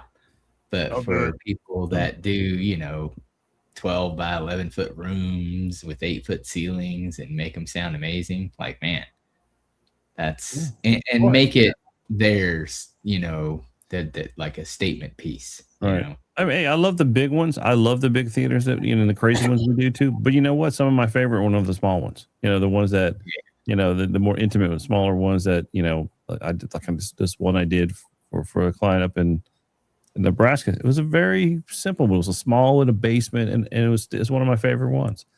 So yeah, there's definitely all of them are good. You find something good. Yeah, they all have their place for sure. Absolutely. I mean, don't get me wrong. I would, love to have a themed, a themed theater that. Those are fun, but yeah, but the small ones are also enjoyable. You just have to enjoy what you got, man. For sure. Yeah, What I've learned is there's always going to be one out there. There's always, There's always going to be one or 10 out there that's better than yours. You just got to enjoy it, man. At least I hope we can. I'll do my best. Yeah, I'm helping Derek on his theater. That would be awesome. Derek's got to give me some measurements before I can start. So you got to go. It might be 11 by 13. Well, I need some precise measurements. Is 11 and trust me, Derek. You're going down to the 16th of an inch. I'm like, read that tape measure carefully. Yeah, and if it doesn't match, just tell him it matches the other side. He needs one of those laser ones. When you take the length of that room, you take it at the 3 different heights. Take it at the bottom, the middle, and the top. So he needs that little laser thing where I can see how to work on the wall and push it down to the 16th. Multiple measurements.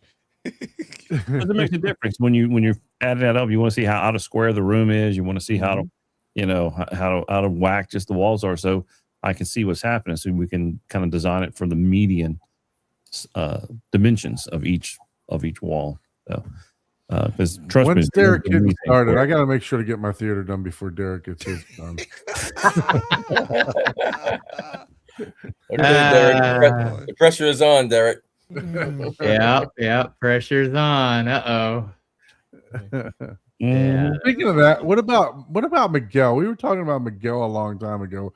Where's Miguel at in his theater progress? Oh man, I'm making fun of him now. He's changed his theater as much as you've changed yours. It seems like. Oh, okay. I don't know what he's got going on. Well, I might be the slowest because mine's been sitting in design in CAD and model space for about 5 years now. So so mine hasn't even gotten out of model space in AutoCAD yet. It's like it's still there. We've got it. Yeah, I've got it. That's different though. That's different.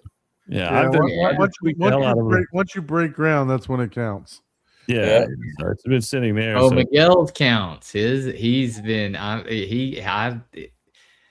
if he's Now, not on in a couple weeks, we have every right to make. It's has, like, oh, has he, you're in the Don Club.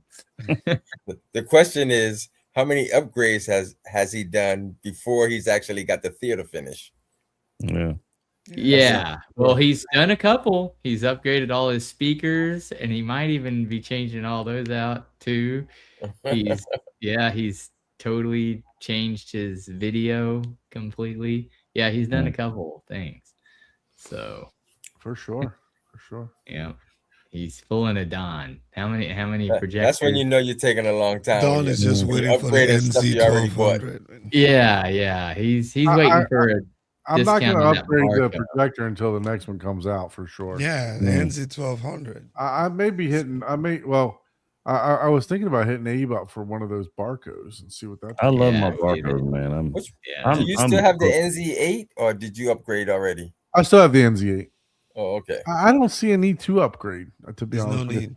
And I haven't even put on the palette. I haven't even put on the lens yet. You know, the animal. What I saw lens. was fine. What I saw in your theater was fine. You know, it totally. I would say you save it. Wait a couple years. Get the You're good now for sure. Yeah, I don't feel any need to upgrade my. I got the NZ8 video. Yeah, I don't feel any need to upgrade my projector. If I upgrade, I might just go. And like I said, I might just go Epson. I have the Panamorph lens that I haven't even put on there yet. You know, I'm going to pick up even more brightness once I put that on. I would put that on, just to see. Yeah. I mean that'll help. Yeah, for sure. I've been trying to find one on a used market, man, to buy, but they're not cheap. I will say that after talking to Gene, who used to come on here all the time, he probably says that it's a good purchase, but it's probably one of the purchases that he regrets out of his whole theater. Because they're expensive, they're they are expensive.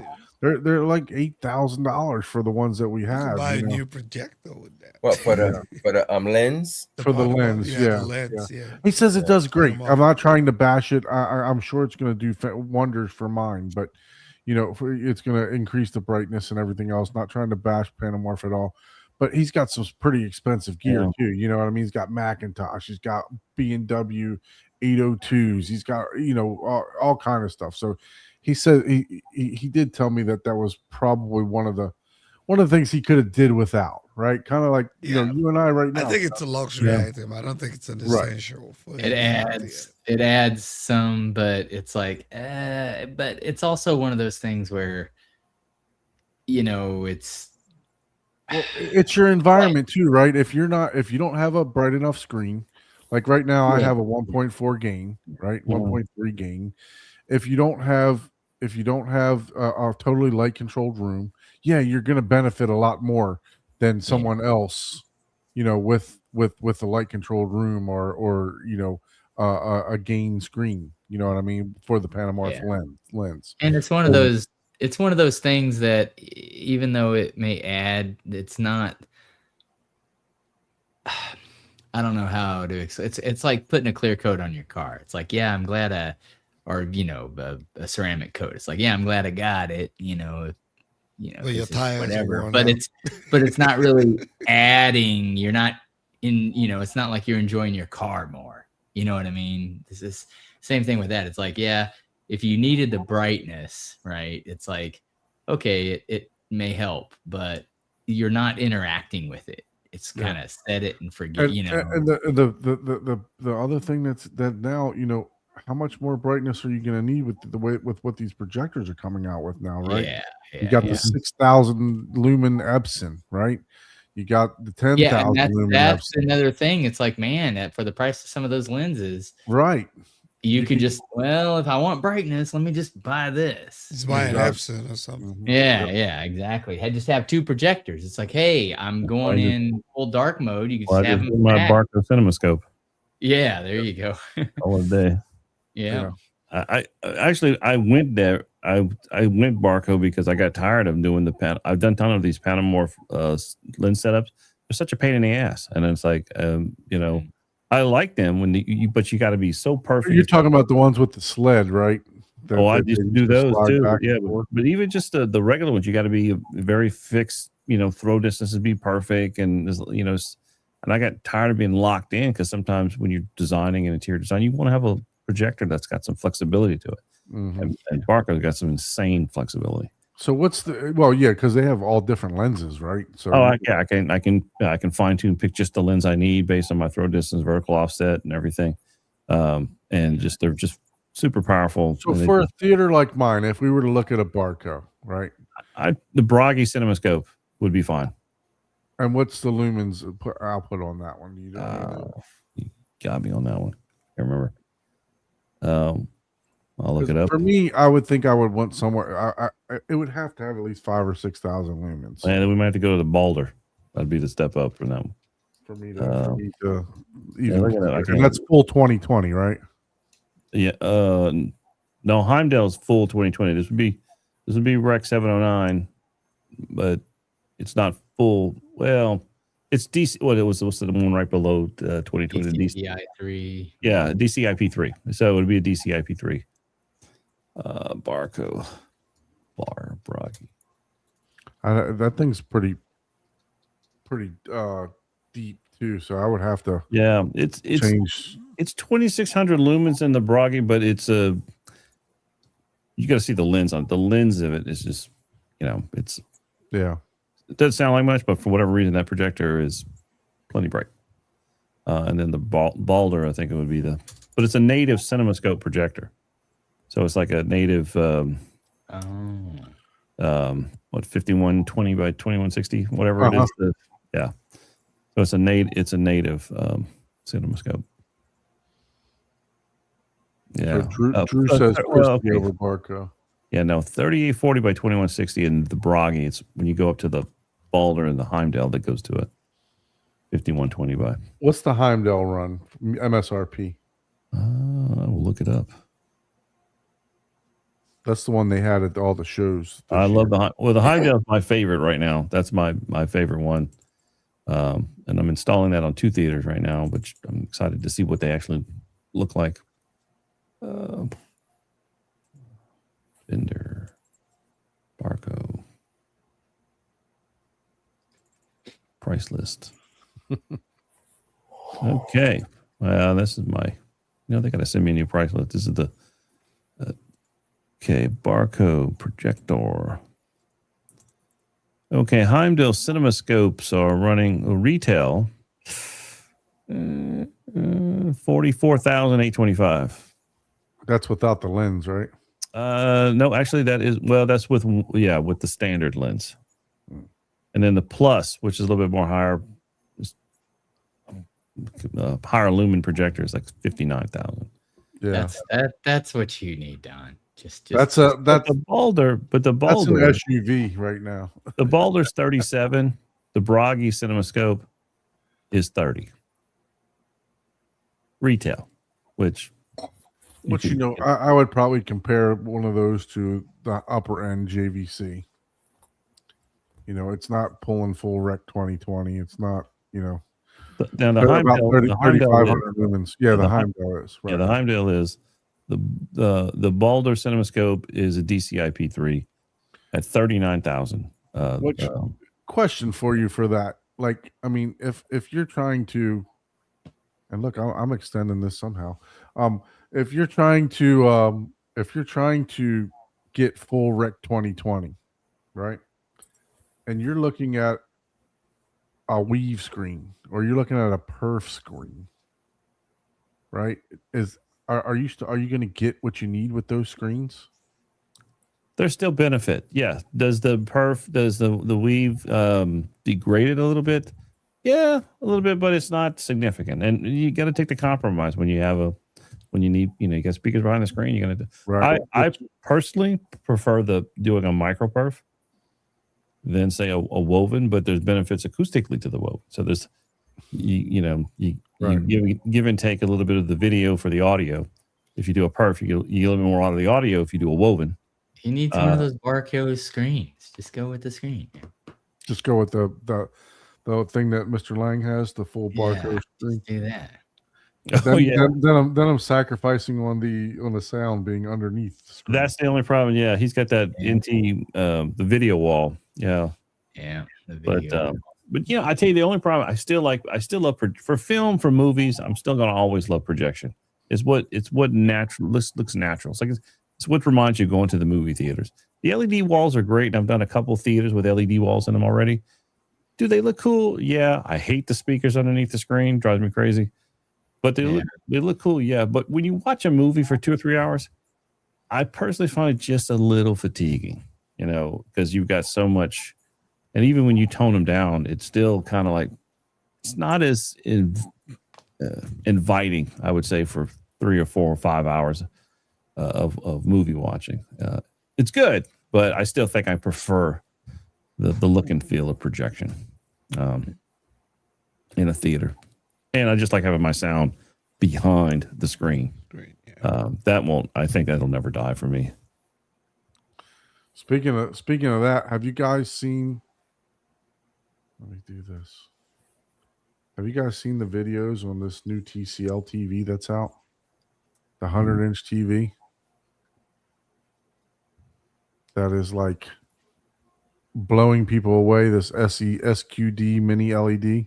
Mm-mm. That one, and there's one other one that's like even higher than that. It's I know Andrew. Oh, it was this one, the X11. There's like 20,000 dimming zones in this TV. Wow. It might not be this one. Let me see which one Andrew Robinson did a review on.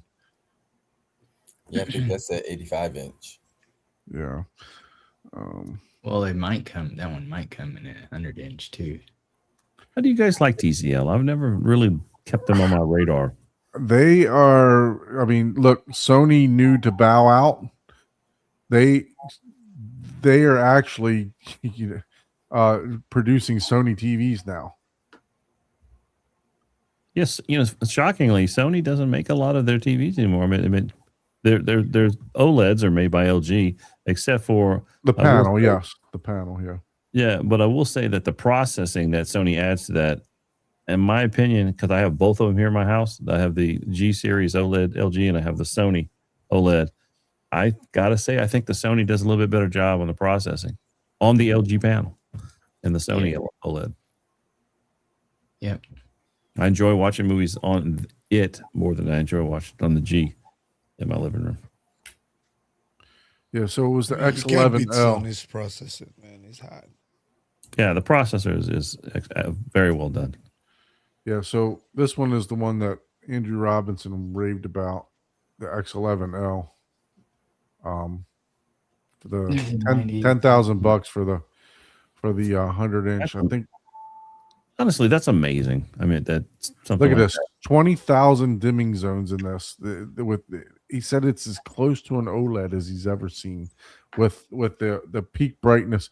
He said he was watching content like real, not like a square, but watching content at 4,000 nits.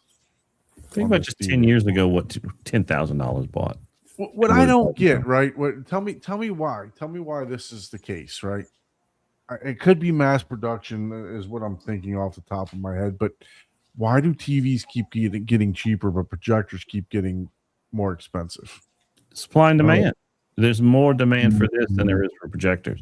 So the cost of production is much higher on projection as it is on TVs because they can mass. There is that too, but you also got to remember whenever you're purchasing a TV, you're the product. Remember, they're doing auto content recognition on this, and they're selling a profile on you. You have to log into all these TVs. If you don't know to go and opt out, they're reselling all this information, and that's how they're truly making their money. Well, that's true. Yeah, they are. It's a back-end marketing money generator. Well, also the TV manufacturers charge money to Netflix and all things, for even premium space on the remote. Like, okay, if you want to be on the remote control this, okay, you got to give us so many per unit. So they're making money on that. But they're selling it, but they're selling, so they're tracking like, oh, you watched Fast and Furious 1, 2, 3, 4, 5, 6, 7. Okay, but only 2 people watched that. oh, everybody watched, Get Help. Okay, hey, make more movies like that. They're selling it back to those same people.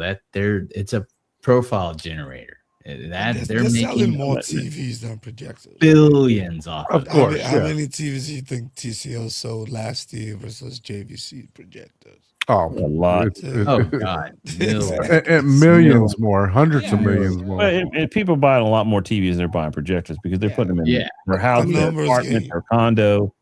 Well, yeah, You know. especially now because You have nobody. one projector in one house, but you might have 5 TVs in each I one. mean, to me, the components, other than storage now, obviously we're seeing electronics start to increase in price.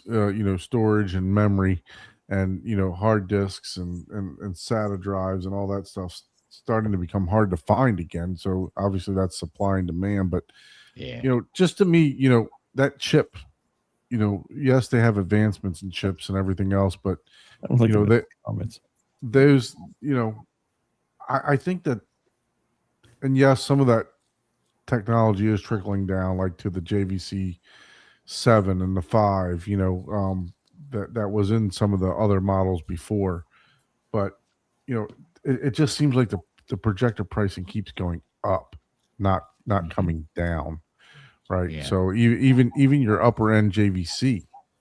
Now that is probably exactly what you were saying, supply and demand, because the larger the TVs get, now they'll let, maybe they used to sell 1,000 units a month. Well, now it's like, well, hey, I want a 100-inch, projection screen. Oh, there's a 100-inch TV.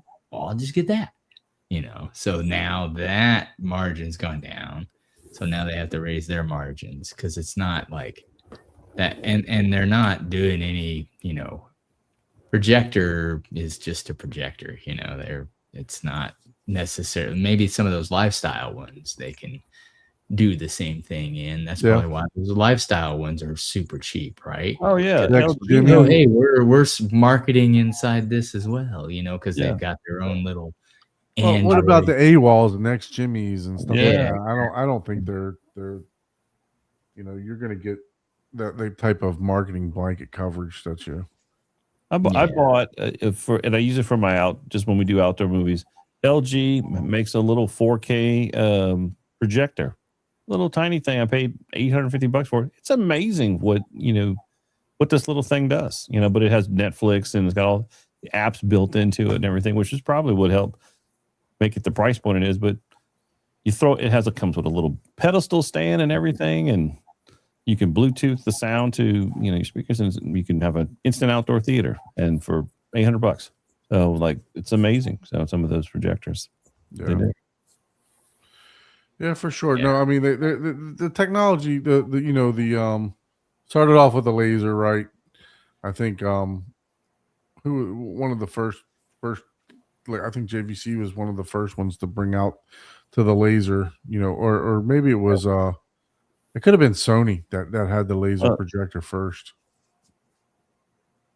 I think they had a model of the laser projector, but and it was expensive.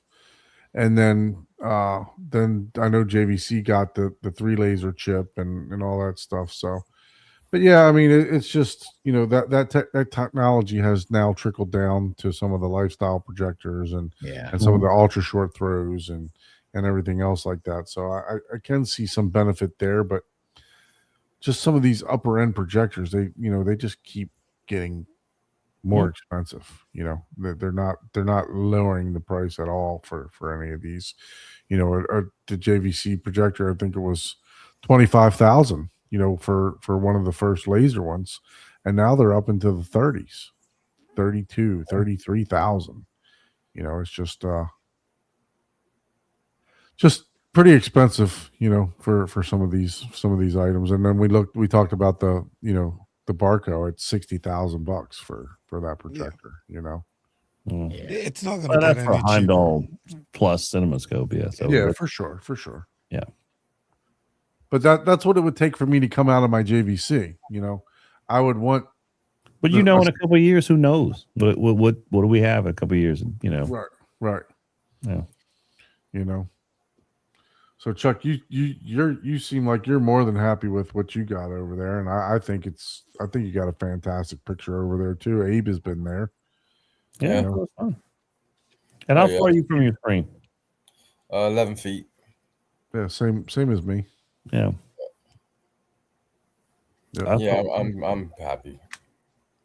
I don't see any need to spend that kind of money for maybe a whatever percentage, 5, 10, 15%. Right. It don't make sense. Yeah, I will say the only thing that will help you is definitely a processor, like the Mad VR or the Lumagen. Yeah, every time I ask about that, once I say I got a 16:9, then people tend to tell me, well, you don't need it, So I'm always lost. Yeah, I'm always kind of lost when it comes to that. Yeah, I think you'll get better color saturation, better tone mapping. Mm-hmm. All together. You won't use the nonlinear stretch. I think that's the only thing they refer to when they tell you you have a 16:9. Is the NLS. But you won't use it in the 240 format because movies are 240. I got a 16 so I'm masking. Right. So I wouldn't stretch it a little bit. The way you're masking, you're only losing 8 inches of screen. Because you're masking. Mm-hmm. Yeah, he has two-way masking. And you have the whole two-way. Yeah. Yeah, so he doesn't need any of the masking stuff. You don't need any of the masking. You just need the color. Yeah, because you set it as a constant height. Yeah. Yeah. So that's what it would do. You just need the color. Yeah, see, what I thought it would do was have it where instead of both masking, Gracias. the picture would be such that I'm only using the equivalent of one masking. Like you would stretch it just a little bit so that, that's what I was thinking. If I did have it won't hurt. Put it that way. It won't hurt. It would only help. Yeah. Yeah. But if you, like I said, most important, if you're happy with it now, yeah, stay with it. Stay with what you got. If you're happy, yeah. I got a bunch of other stuff I need to spend money on. Thanks for the super chat, Shane. YouTube royalty in the house. Thank you guys. Thank you. Appreciate you. What do you say? Get a kombucha. Kombucha. I had to look it up. I didn't know what it was. So it's it's the drink. It's a tea, right? Drink type thing. Yeah, it's a drink. I don't partake in any type of hot drinks. It's a healthy. Like no, it's not. It's hot. It's cold drink. In a bottle, like near those healthy drinks that help cleanse you. Yeah, we don't do that healthy thing here, man. No. The kombucha is one of the Jessica's favorite alcohol drinks. They have a kombucha tea. Yeah, it's a tea. That's what I saw. That is alcohol infused. Okay. Have it at the yard. Yeah. Like a sake, kind of like a ginger almost, right? Is ginger in there? I don't know. It's powerful. I know all I remember is Yeah, it's good. It tastes as good as Yoo-hoo. It's high ABV. I know that. Well, we definitely appreciate everyone joining us tonight. We're going to go ahead and get it wrapped up here, but thank you so much, Shane, for the $2 super chat. Appreciate you for joining the show. It was good to see that somebody was checking out our saying. I mentioned it in our Facebook group today, but we'll get to that in a second. But if you could do all that great YouTube stuff, like, share, subscribe, hit the bell notification so that you know when new shows will be coming, which we're on a schedule. So you should already know 9:30 on Thursday nights, Eastern Standard. We're here. 9:30. And then once again, if you'd like to be a guest on the show, please shoot us an email to hometheaterhublive@gmail.com. And then one last thing. On Facebook today, I saw somebody actually used part of our saying. Did you copyright it? Hey, we're getting the word out, right? That's it. So just like DJ says, just go press play, right? We're saying until next time. Lights down, sounds up, and don't blame us for your next upgrade. All right, everyone. Appreciate you. See you next Thursday. Easy challenge. Finish your theater before Don's. That is not an easy challenge, sir. That is not an easy challenge. See you guys. Have a good night. Thanks for joining us, Chuck. Hang on. Okay.